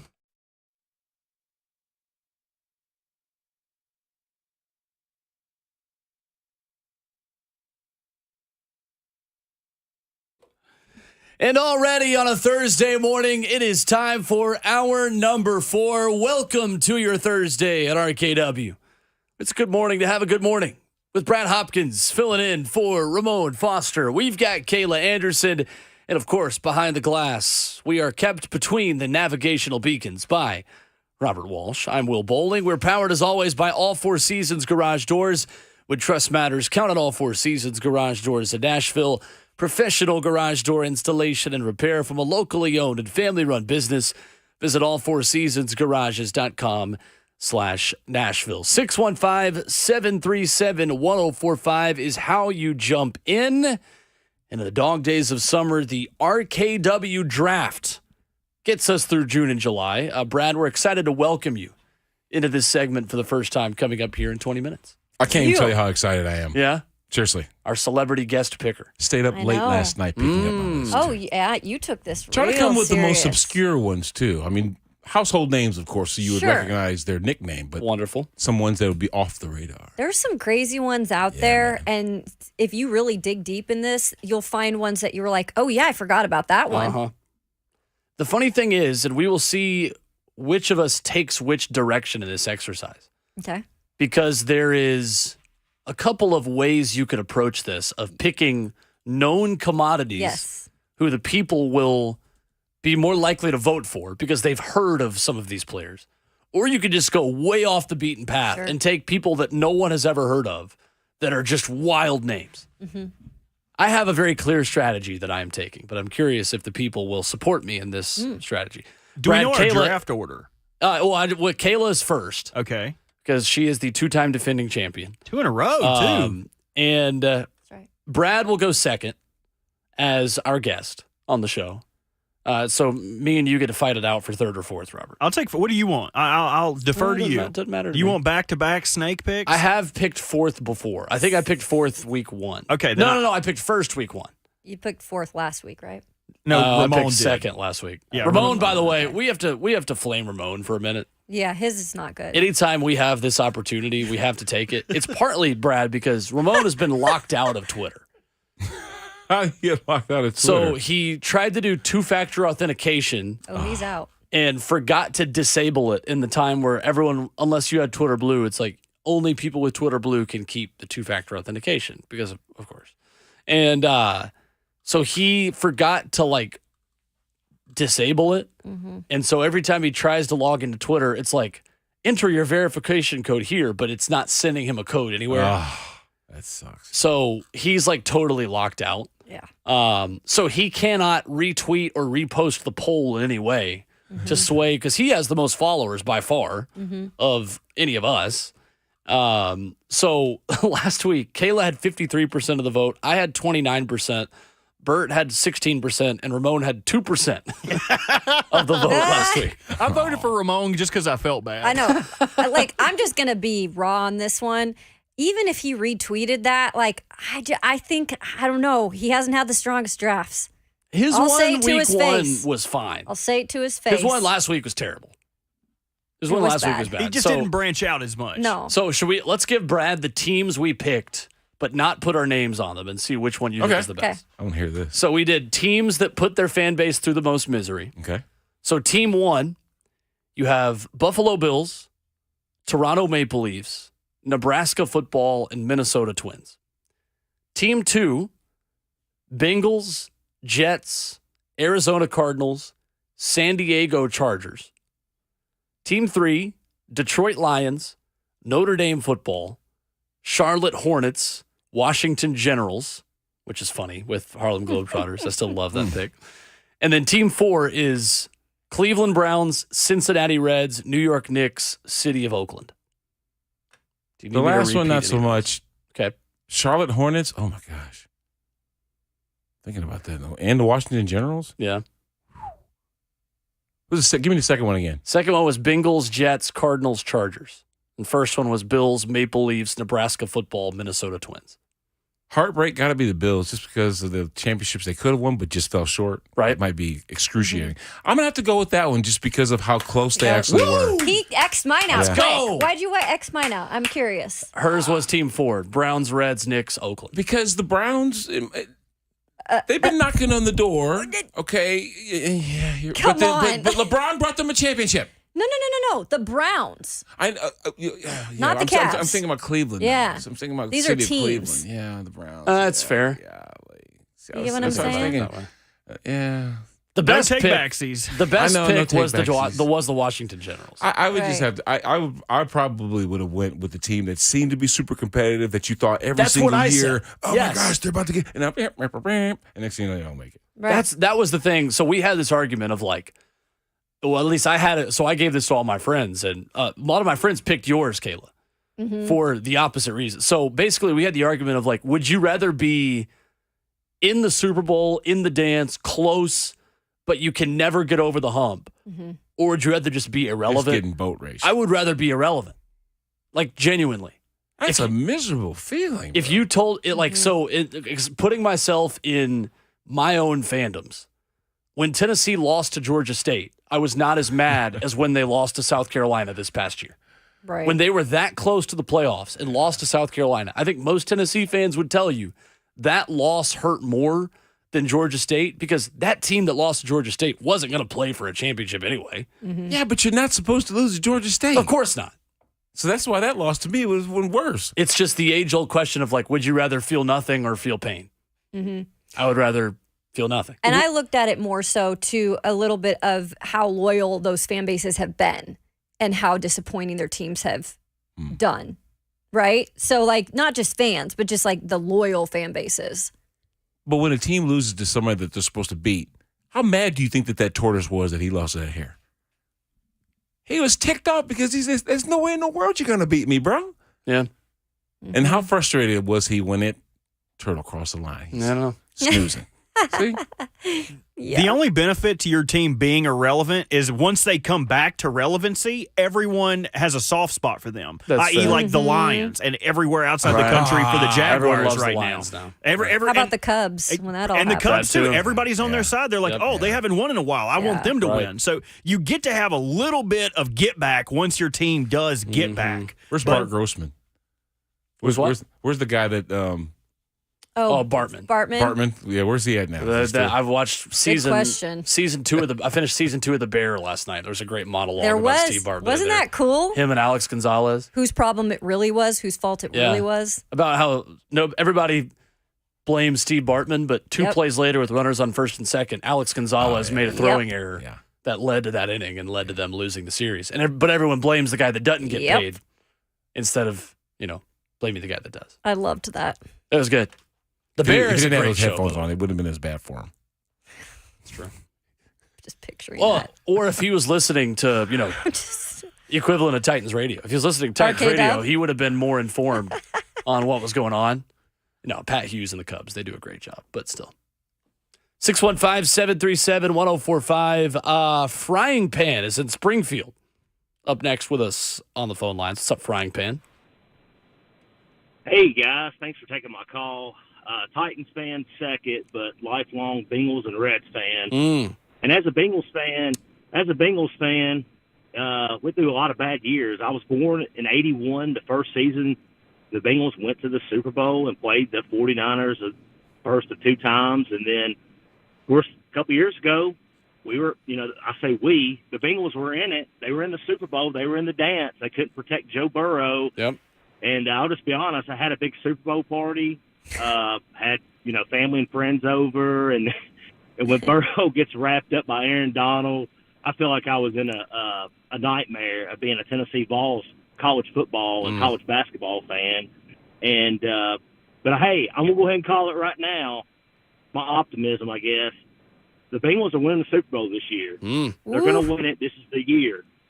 Okay. Hey, thanks for taking my call, guys. Thank you, Frying Pan. Woo! Fry Everybody that hurts. up and serve it.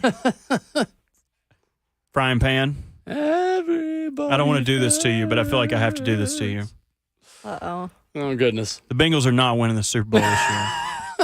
And they're never going to win. You guys can go to the Super Bowl all you want, but you're going to go over your whole life. Oh, boy. It's just a fact of life. At least he's got his Reds, too, Oh, this my year. gosh. They're the new The way the world Bills. works. Joe Burrow is the new Jim Kelly. If they became the new No, Bills, that's I'm too telling y'all, soon. that would make my entire lifetime. If he was just so cool but could never win it, like, oh, how cool are you? So something that does not make everybody hurt is the fact that the Titans might wear Oilers throwbacks twice. Once home, once away. I love this from Jim Wyatt in the mailbag that he writes weekly at TennesseeTitans.com. Was asked, do we know if the throwback jerseys will be home and away or just one of them? Also, do we have an approximate release date? And Jim answered, saying yes, and hearing it could be both, parentheses, home and away games, not jerseys, end of this month. Ooh-wee. Got to do the blue tops and the white pants at home. So that was my first draft. Got to do the blue pants, white Yeah. tops on the road. Yep. Because you got to get the scarlet. You got to get that blue in there in both instances. I love the light blue and red together so much. Yeah. They all, any combo is good. Right. Brad, how would you feel if they wore the Oilers jerseys against the Texans? They should. Yeah. If you think about it, the old fan base versus the new fan base. I love it. Why not? I'm here for the smoke. Oh, yeah, you got to do it. Think about all those Oiler fans that still live in the city of Houston. Sure. That are still rooting for Titans today, and they would love to see the Oilers gear broken out to play against the team that they get to see every single weekend in their backyard. I think that is a move that the late, great Bud Adams would absolutely put his stamp of approval on. Sure. If you think about it, if Bud would have gave the name back to the city of Houston, the Oilers franchise would still exist today. Yeah. Yeah, so what was the holdup there? Like, I heard that because they didn't take the name Oilers, there was a reason, like there was a certain hold, or I don't know, something with the Oilers. That was Bud's team. Bud had the rights to the Oiler name, and he took it to Tennessee with him. It just rang false when you talk about Tennessee Oilers. But when they decided to take the Titans name, right, and Houston didn't go with the Oilers. They couldn't. Because it was Bud's. Bud wasn't going to give it to him. But he went down with that. Kept it. Yeah. Until it didn't exist anymore. Wow. Yep.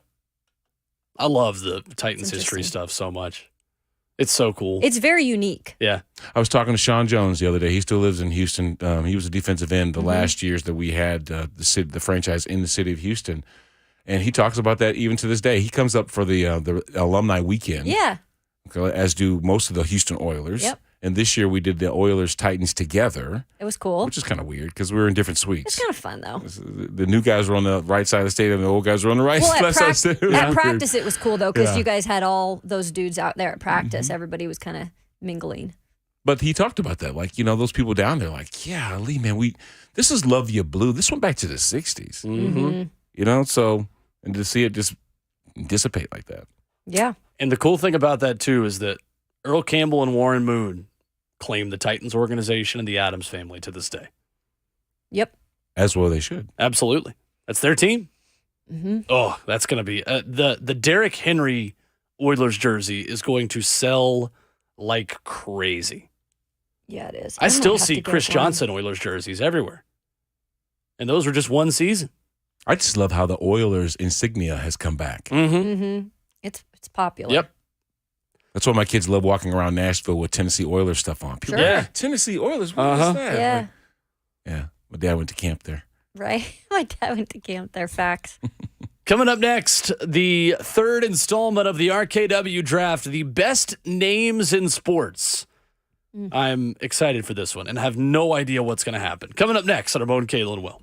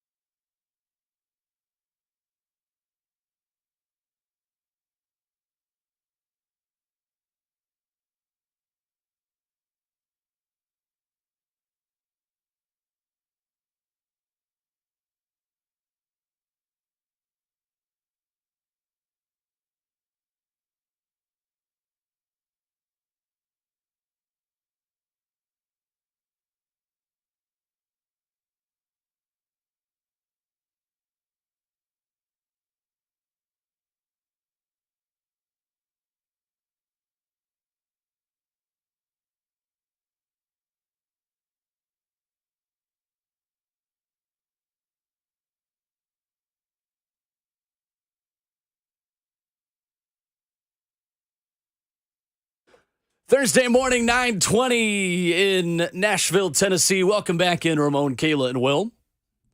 We're powered by All Four Seasons Garage Doors. Visit allfourseasonsgarages.com/Nashville. It is time for the RKW draft. Kayla Anderson, the two-time defending champion, gets pick number 1. Brad Hopkins will bat second.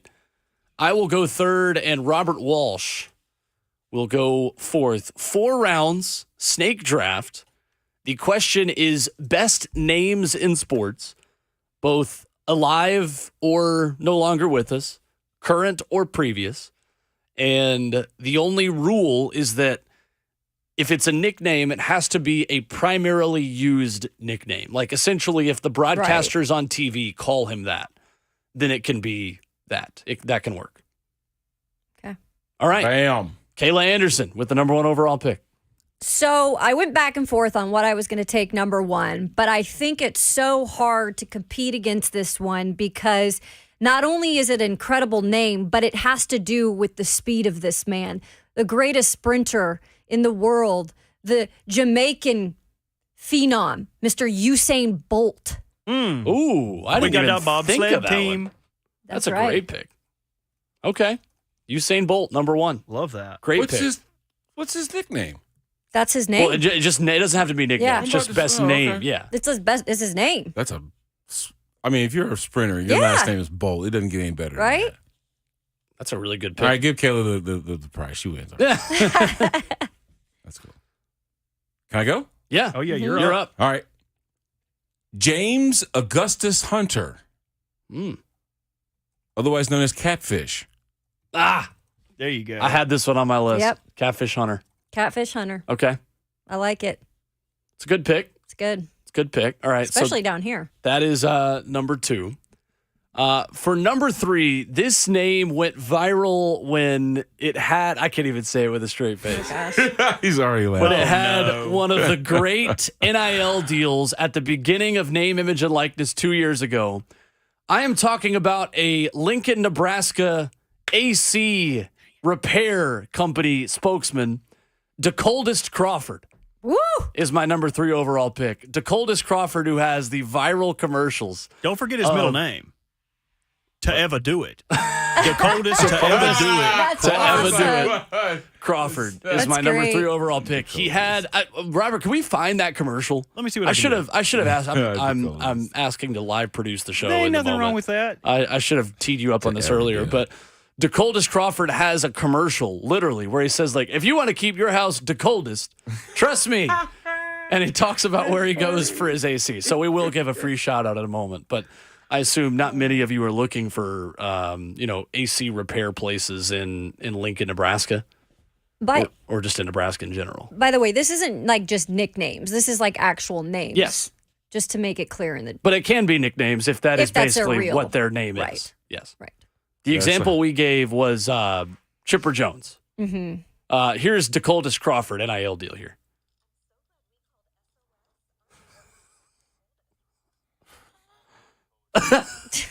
Oh gosh. That is. Oh my God, that's terrible. That's great. That's great. Oh my God. You go.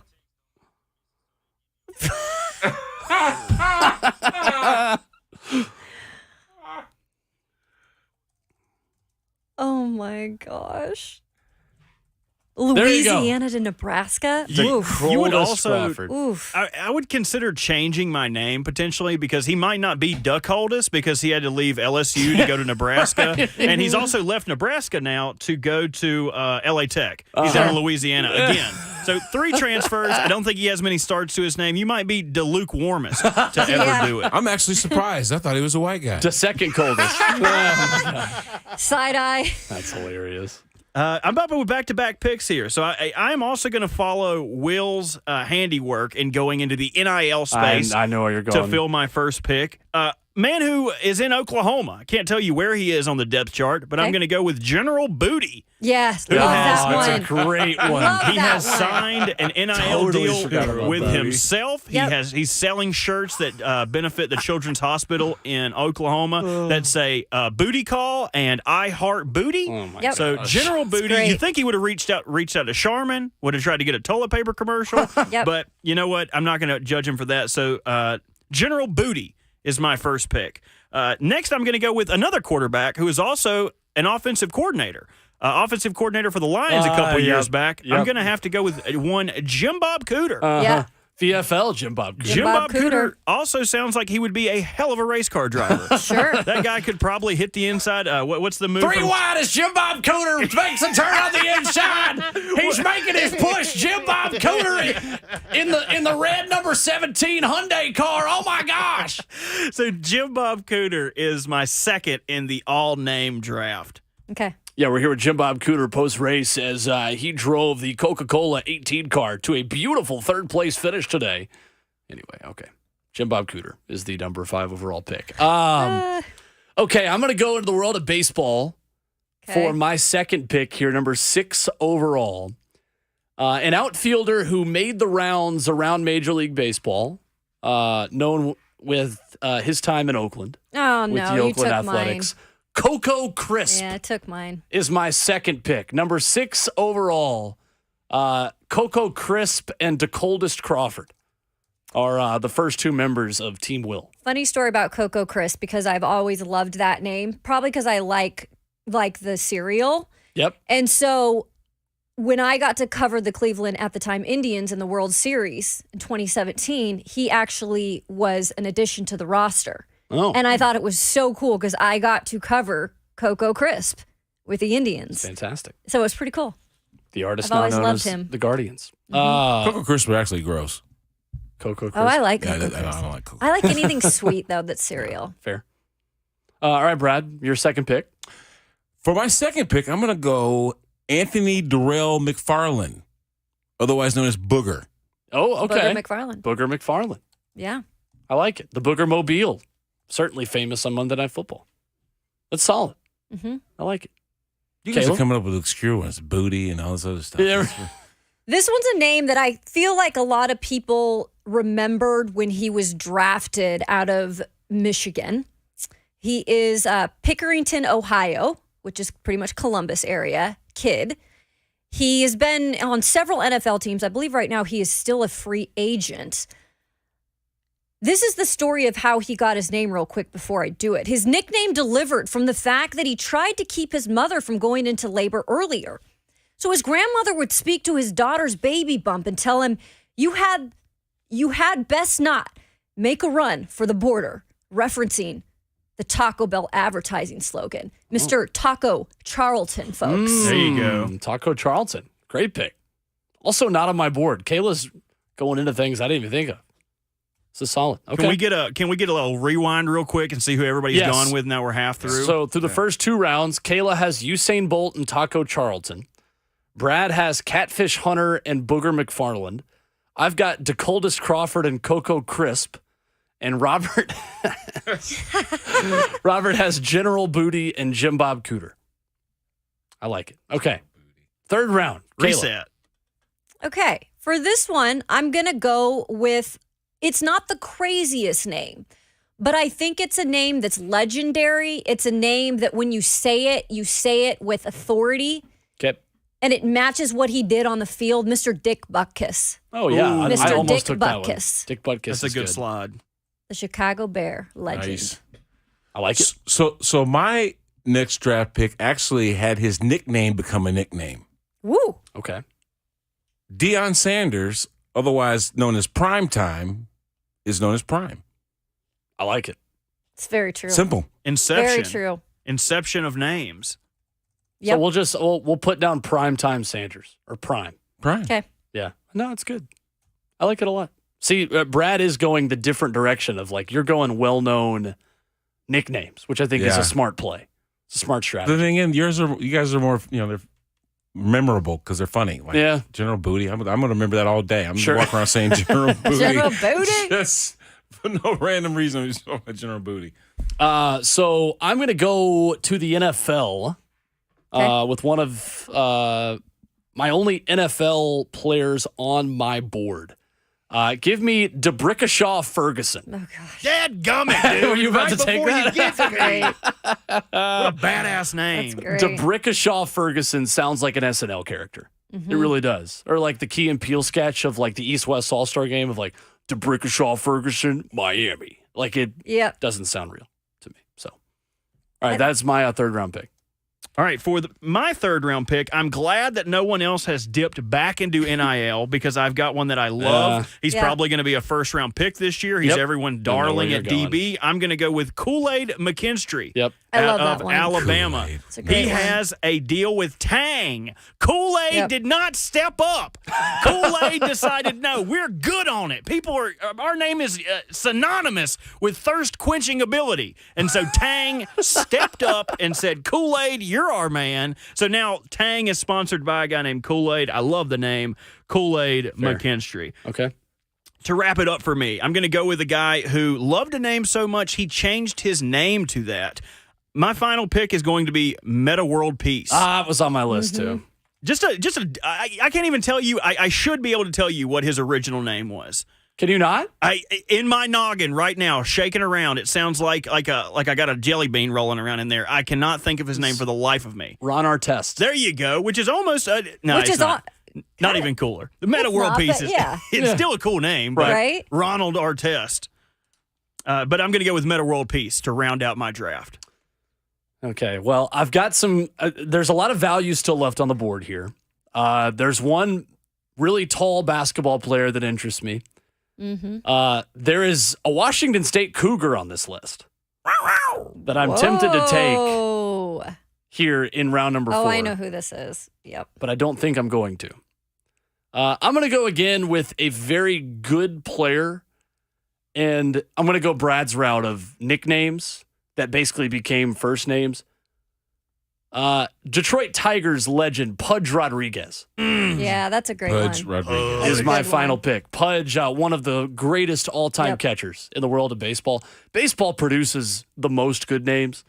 There are many off the beaten path I could go with here. I'm going to go with one that is a little more well-known, that I think is one of the best nicknames in the history of sports. Pudge Rodriguez. Yeah. Sorry, you guys, like King Henry and Beast Mode, those don't qualify. Those are names. Yes, they don't call him King. So there's a difference. Right. Yeah. Just to make it clear. Prime, like, legitimately just goes as Prime. Yeah. Prime Sanders. Primetime Sanders counts. Yeah. He even calls himself that. Yeah, exactly. Coach Prime. Yeah, for sure. All right, Brad, your final pick. Okay. My last pick is Aheem Gardner, otherwise known as Sauce. Oh, that's a great one. That's a great one. Sauce Gardner is a good pick. That's an awesome one. Literally the rookie of the year. None of us picked I him. know, right? That's it out. That's a round Sauce one caliber Gardner, pick baby. in round number 4 here. I'm going to go. I don't usually go out on a whim because I don't know if this will get a lot of fan votes, but I think it's a freaking awesome name, and I want to rep the ladies because the ladies don't get repped here a lot in these drafts. Didn't think of that. And I'm going to go with the gold medalist, 2-time alpine skier, Peekaboo Street. Oh, wow. Incredible I like name. What in the world is that? What a Oh, yeah. Yeah, Peekaboo Street. Never Hell Good yeah. job. Never, ever Oh, heard yeah. of Peekaboo Street. Oh, yeah. That's a thing. You got to get up to date on your alpine skiers. She's Will. a Sorry. She was a thing, and like Lindsey Vonn was, like she was before Lindsey Vonn, like she was the woman. Yeah, I just know Lindsey Vonn because she cursed PK Subban when the Preds were playing with PK Subban. Lindsey Vonn curse. Okay, Peekaboo Street, a solid 16th pick. All right, so the teams, before we get to our honorable mentions, and we can just go around. We don't have to take turns on honorable mentions. We can just say whoever else was on our board. We have Kayla's team is Usain Bolt, Taco Charlton, Dick Butkus, and Peekaboo Street. That's a motley crew. Brad Hopkins has Catfish Hunter, Booger McFarlane, Coach Prime, and Sauce Gardner. I've got DeColdest Crawford, Coco Crisp, DeBrickashaw Ferguson, and Pudge Rodriguez. Wow. And Robert has General Booty, Jim Bob Cooter, Kool-Aid McKinstry, and Meta World Peace. Who did we miss? Some good teams. Some very good teams. The chat has mentioned Smoke Monday, the Auburn Yeah. safety. Also, Smoke Kentucky Monday. running back Cavassier Smoke. Oh, shoot. Would have That's been the an one I missed. outstanding pick. Courvoisier. Would have been a great pick. The best name is the guy Nazmo King. Yeah? Yeah. You ever So- heard of Nazmo King? No. Never. Never. He got his name because his mom actually it was his dad, was looking at the no smoking sign. And he came up with his name, Stop it. No way. Nazmo King. No smoking. No No smoking. smoking. That is so funny. That's hilarious. That's actually how. That's great. It's so funny. A lot of these names were from the grandparents or the father seeing something. The guy that was on my list that I didn't get to, Wonderful Terrific the Third. He see that one. got that name because his grandpa, when he saw him for the first time in the hospital room, was like, "Wonderful, that's terrific." So they called him Wonderful Terrific. There you go. Cadillac Williams, also a good one. Great one. Who was the Coug you were talking about? Samoa. Yeah. Yeah. I knew you had Bol. Yeah, Bol was on there. Bol. Isn't his father like Bol? Manute Bol. Manute Bol. Another baseball one. There's so many baseball ones, but Yep. this one was simple, but like stuck out always. Milton Bradley. Yep. Milton Bradley's Like, another how good one. do you not know that, right? See, I went with like Anthony Penny Hardaway, Oh, yeah. Yeah. Penny Hardaway. Penny is a good one. DeMarcus That's a great Boogie one. Cousins, like I said, Johnny Football, Oh, Johnny Football is good. Purnell Sweet Pea Whitaker, Mm-hmm. of course Gronk, Yep. Yeah. George Herman Ruth, Yeah. Babe. Babe Ruth was, that's almost who I went with for the last pick. Well, Sweetness. Yeah. Sweetness. Sweetness? Who's Sweetness? I don't know. Walter Payton. Oh, okay. Oh. All right. Oh no. I know Walter Payton, obviously. but- Even like Kayla, who Dr. J. Oh, yeah, Dr. J. Who's Dr. J? Julie? I can't even think of his first. Julius Julius. Irving. Yeah. That's right. Am I that old, Robert? No, it was. didn't get I'm a- just so used to calling him Dr. J. We didn't throw Ha Ha Clinton Dix in It here was- either. He Yeah. was on my Dix. list, too. The Alabama His guy. name is actually Ha Ha Sean, but they just stuck with Ha Ha. Also, it's kind of hard to ever have one name. Like Pele is like, how do you like Pele? Okay. That's Kayla, just so many who's Brazilians. Johnson. That's Johnson. Thank you. Okay. Whew. There are a ton of soccer players that just have Yeah. one name. Like Nene from the Denver Nene, Nuggets back in the day. Nene No, Was the no, same one. Nomar? Garcia. Nomar Parra. Garcia You just Parra. call him Nomar? Is that No, I not, don't think that's so. not a nickname, is it? He was Italian. I love saying that Nomar name. Garcia Parra. How about a guy that was not so much like his last name, Richie Incognito? Yeah. He was Incognito. never That's a good one. Incognito. I honestly That's thought, a great Robert, I one. thought that his name was fake. I honestly thought his name was fake for a number of years. Like, your name is not Incognito. Seriously? Yeah. He maybe should have changed He his was name. anything but that. How about Right. either one of the Sugar Rays? One that we missed was Leonard. Chad Ochocinco. Yes. That is a Chet. good name. Ocho Cinco. Ochocinco is a good one. Other ones I had Moonlight Graham. Mm-hmm. Cardinals first base coach Stubby Clapp. Ooh, Stubby. That one always gets me. Stubby's That's good. great. Whenever I see Stubby Clapp just standing over there at first base coaching for the Cardinals. Stubby Clap. How about Iron Mike? Oh, that's good too. Yeah. Pokey Reese, Goose Gossage. It was Goose almost my Gossage. fourth pick. Yeah, Was Goose Gossage was on there. I think that's my entire board. Like y'all all picked everything that I liked, for sure.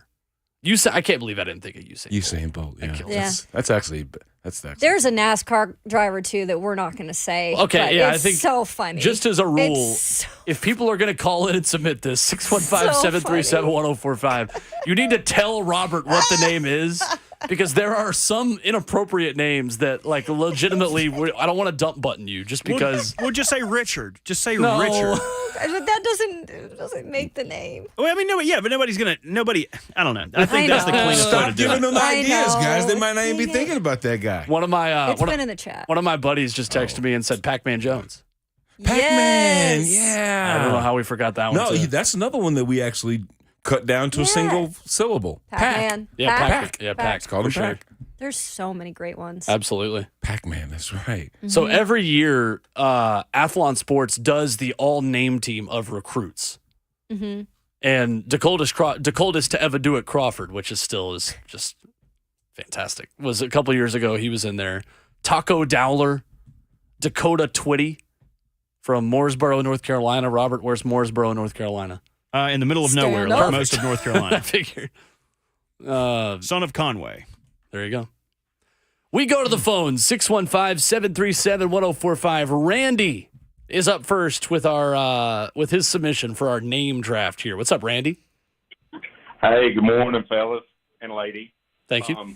I can't believe I missed this one. Anthony Jerome Webb, better known as Spud Webb. Spud Webb. Oh, that's Great a good one. That's a great pick. Yeah, that's a great one. And I didn't hear anyone mention Fridge, Refrigerator Perry. Oh, man. The fridge. Two really good Man, ones. those are really good. Thank you, Randy. Appreciate the call. Fridge. Fridge and Spud Webb. Those are both great. Spud. Spud. Yeah. That's a good one. I love potatoes. Alvin in Nashville is up next. 615-737-1045. What's up, Alvin? Potatoes. How y'all doing, ladies and gentlemen? Great. What's Good. going on? Hey, it was two of y'all forgot. I'm gonna go new school, old school. Rocket Ismail, y'all remember him? The Rocket. Rocket. Okay. Yep. Yep. His brother, the And the missile. last one is Billy White Shoes. Yeah. Billy White Oh, Shoes man. Johnson. Who Man, was you just here last year. You could do one just based off of Titans and Oilers. Thank you, Alvin. Appreciate the call. He still could dance too. How about the freak? Yeah, the freak. I but would do count they that. do they call him that? Just like his. Bullock calls him freak all the time. Mhm. Okay. Freaks Oh, in yeah, he town. does. Okay. K-Bull K-Bull. or just Bully for Keith Call him Bullock, Bull. too. Bully. Bull. Yeah. Any variation. He's answered to worst. Yeah. KB. Let's take one more call, and then we can get to our last break and take more phone calls here for the rest of the show. 615-737-1045. Jay is in Hopkinsville up next with his submission. What's up, Jay? How you doing? Great. Hey, Jay. Earl the Pearl Monroe. The Earl the Pearl. Ooh, I like it. Okay. Oh, yeah. That's good. Thank you, Jay. And then nobody mentioned the doctor,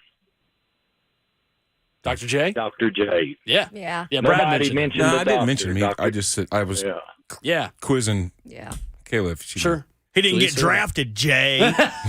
Get it together, buddy. Well, his name No, is Jay was Jay. good. He's looking out for his guy. Dr. Dr. J. J. He's talking about The himself. doctor is in. That's what they called him on the basketball court. That's back right. In the day. Let's take our final break. Come back and take more of your phone calls. 615-737-1045.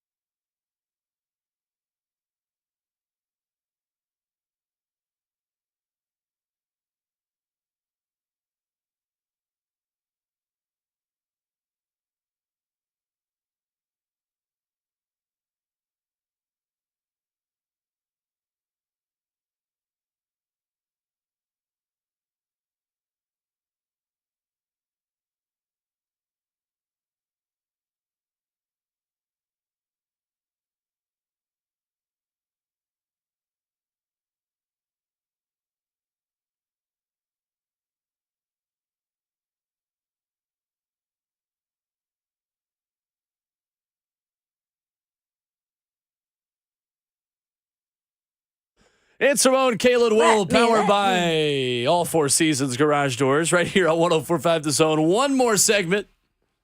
Don't even call me by my name. Best names in sports, certainly, has been a great one. Great topic this morning as we wrap up the show. The Buck Rising Show coming up next. We go back to the phones for our final honorable mentions.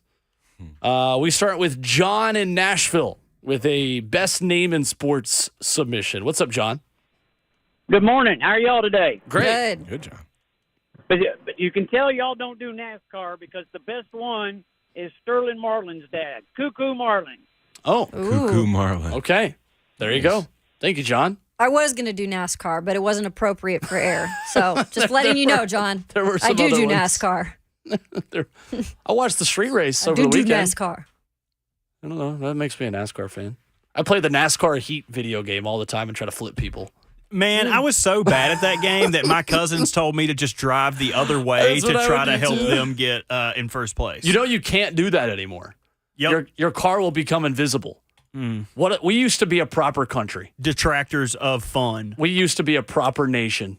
That to me, guys, was like that was the peak of like, oh, you're sleeping over at a friend's house. It's all right. Somebody get the NASCAR video game and let's try to flip people and like have the worst wrecks possible. Oh man, and you would go my flying gosh. through the air, dude. I still do it. So to this day, I'll go in and somebody like people have full steering wheels they'll race with. And then I'll just put somebody into the wall. I'll slow down and be in last. And they'll come up behind me and I'll just boom right into the wall. And people will like actually message you and like cuss you out. It's so funny. Anyway, 615-737-1045. I'm still a child at heart. Tim in Nolansville up next with best names in sports. What's up, Tim? Hey, how's it going? Hey, I've got one for baseball, one for basketball, and one for football. Oh, okay. Baseball is Dennis Oil Can Boyd. Oh, yeah. Great one. And basketball would be John Hot Rod Williams. Okay. And I'm going to finish with an all-time great from the 70s, Mr. Mercury Morris. Nice. Mercury Morris. Mercury Morris. Thank you, Tim. Appreciate the call. Nice. Very solid. One more call before we get out of here. Coy is in Mount Juliet. That's an all name right there. Yeah, Coy, great name as well. What's up, Coy? Hey, how y'all doing? I was going to give you another NASCAR name, but I thought to realize, did y'all not mention his heir, Air Jordan? Air Jordan. Air Jordan, okay. How do we skip that? It's acceptable. Absolutely. That's what I was wondering. Yeah. Well, NASCAR was Lake Speed. I thought that was a great name. Lake for it. Speed. That's a good one. Right. Oh, nice. What's your last name? Speed? Yeah, that's right. Lake Speed. Another Thank you, Coy. NASCAR guy I loved, Rusty Wallace. Rusty. Yeah, that's a good one. Rusty is like Because that's cl- actually it. That's the kind of guy you feel like would have just a hammer of a dip in. You like your car would be about Yep. to break down on the side of the road, and you'd pull in, and he'd spit some beach nut out and go, "I can Yep. fix it." Like that sounds like what Rusty Wallace would Hey, do. Rusty Wallace. And here. Rusty behind the wheel of the car. Yeah. right? Oh Yeah. yeah. Oh Rusty. yeah. Yeah. Think- what else, Russ? Exactly. I like that. Pretty Lake good. Speed, though. That's pretty good. I could fix it. I can't believe that we missed on Air Speed. I mean, well, I was going to say Air McNair. I call him That's Michael a- Jordan though. Like I don't call him Air Jordan. Yeah. You call Like him that's Air. the thing. You call him- Yeah. These are some of these are stretching a little. That's We true could- because I'm that's what- sorry. Michael's nickname is Michael. Yeah, We call I'm him like- Michael. We could almost do a separate draft of best nicknames. in yeah, sports. nicknames is a total separate thing. Yeah. These are Well, like what's your names. nickname? My nickname was Kingpin. Stop. It was in high school. Nobody walked around calling you Kingpin. Hey, No. Kingpin. So my track and cross country coaches listen to this show every morning, and I swear to you, one of them will call in. Coach Hudson or Coach Smith will call in right now. Kayla, what they call you? Any of you are listening, let me know. By the way, we miss Mookie Betts.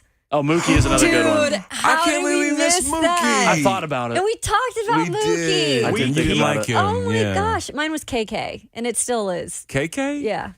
Okay. We keep getting submissions on the phone that I'm kind of upset that we didn't go with. We got Boom Boom Mancini. Ray Oh, Boom okay. Boom Oh, wow. Mancini. We talk about the Boom Boom Room all the time on the Right. station, and we couldn't get Boom Boom Mancini. Also, one that slid under the radar, Tiger Woods. Yeah, Tiger Yeah, Woods. We that's got a lot of that on solid Twitter. one. That's a solid Eldrick. one. Solid. All right, we ain't taking no more calls, so quit Charlie's calling, dad. dadgummit. No, I'm just kidding. Well, Don't one call. of those might. You're I just making us told feel my bad. coaches to call in and to actually confirm that I was Kingpin. So that literally might be one of them. Yeah. Kingpin bowling. Kingpin. They would just call me Kingpin, yeah. Usually a nickname is down to one syllable, isn't it? Yeah. Got a lot going on there with Kingpin. Yeah, I know. A bowling last name, like a boss kingpin, like a movie. What was yours then? B-Hop. Oh, that's right. Okay, that's good. And B-Hop, what's D-Hop, Bert? and I wonder I-Hop. what Bert's is. He's on the phone. Well, so. his No, is just B-Hop's Bert. supposed to take D-Hop to IHOP. Yeah, right. So we- Bert. Yeah, so we could go to. Goodness sakes. That was really funny, That was actually. pretty funny, actually. And so I'm working on this graphic right now to put up for Twitter. So again, DeColdis Crawford, Coco Crisp, DeBrickashaw Ferguson, and Pudge Rodriguez. Kayla has Usain Bolt, Taco Charlton, Dick Butkus, Peekaboo Street. Brad has Catfish Hunter, Booger McFarland, Primetime Sanders, and Sauce Gardner. Robert has General Booty, Jim Bob Cooter, Kool-Aid McKinstry, and Meta World Peace. So let us know in the FNN Bank chat which team won out of that. I think any of these, this is not good. like last week. Anytime you have Booty and Kool-Aid on the Ramon's same team. teams, that's it. Booty and Kool-Aid. I think Ramon is going to be really sad that he missed out on I this know. one. I was curious as to what he would have I know. taken. I know. What are the worst names we didn't mention? That's what he would have drafted. Ramon would have been like, what about... He's like, Dan Smith, BYU. What about Dan Campbell? You know, like Campbell chicken noodle soup, man. That's a great name. What about Brad Smith, the quarterback?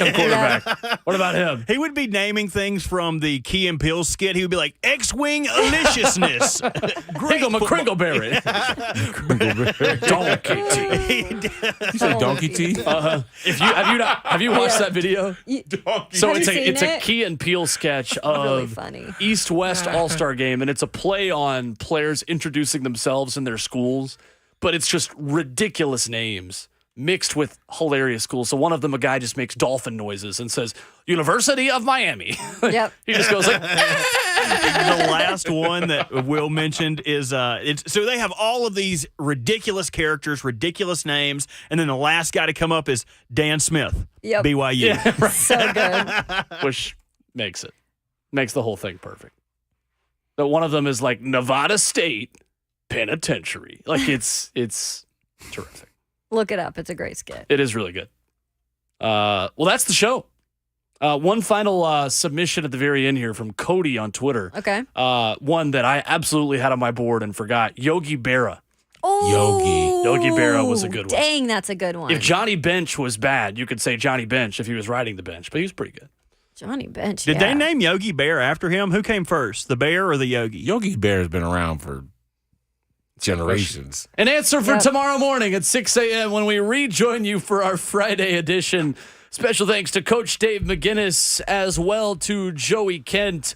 We've got 4 more hours left in the week. We hope to see you there bright and early tomorrow for our Friday. And yes, we will act like it on RKW.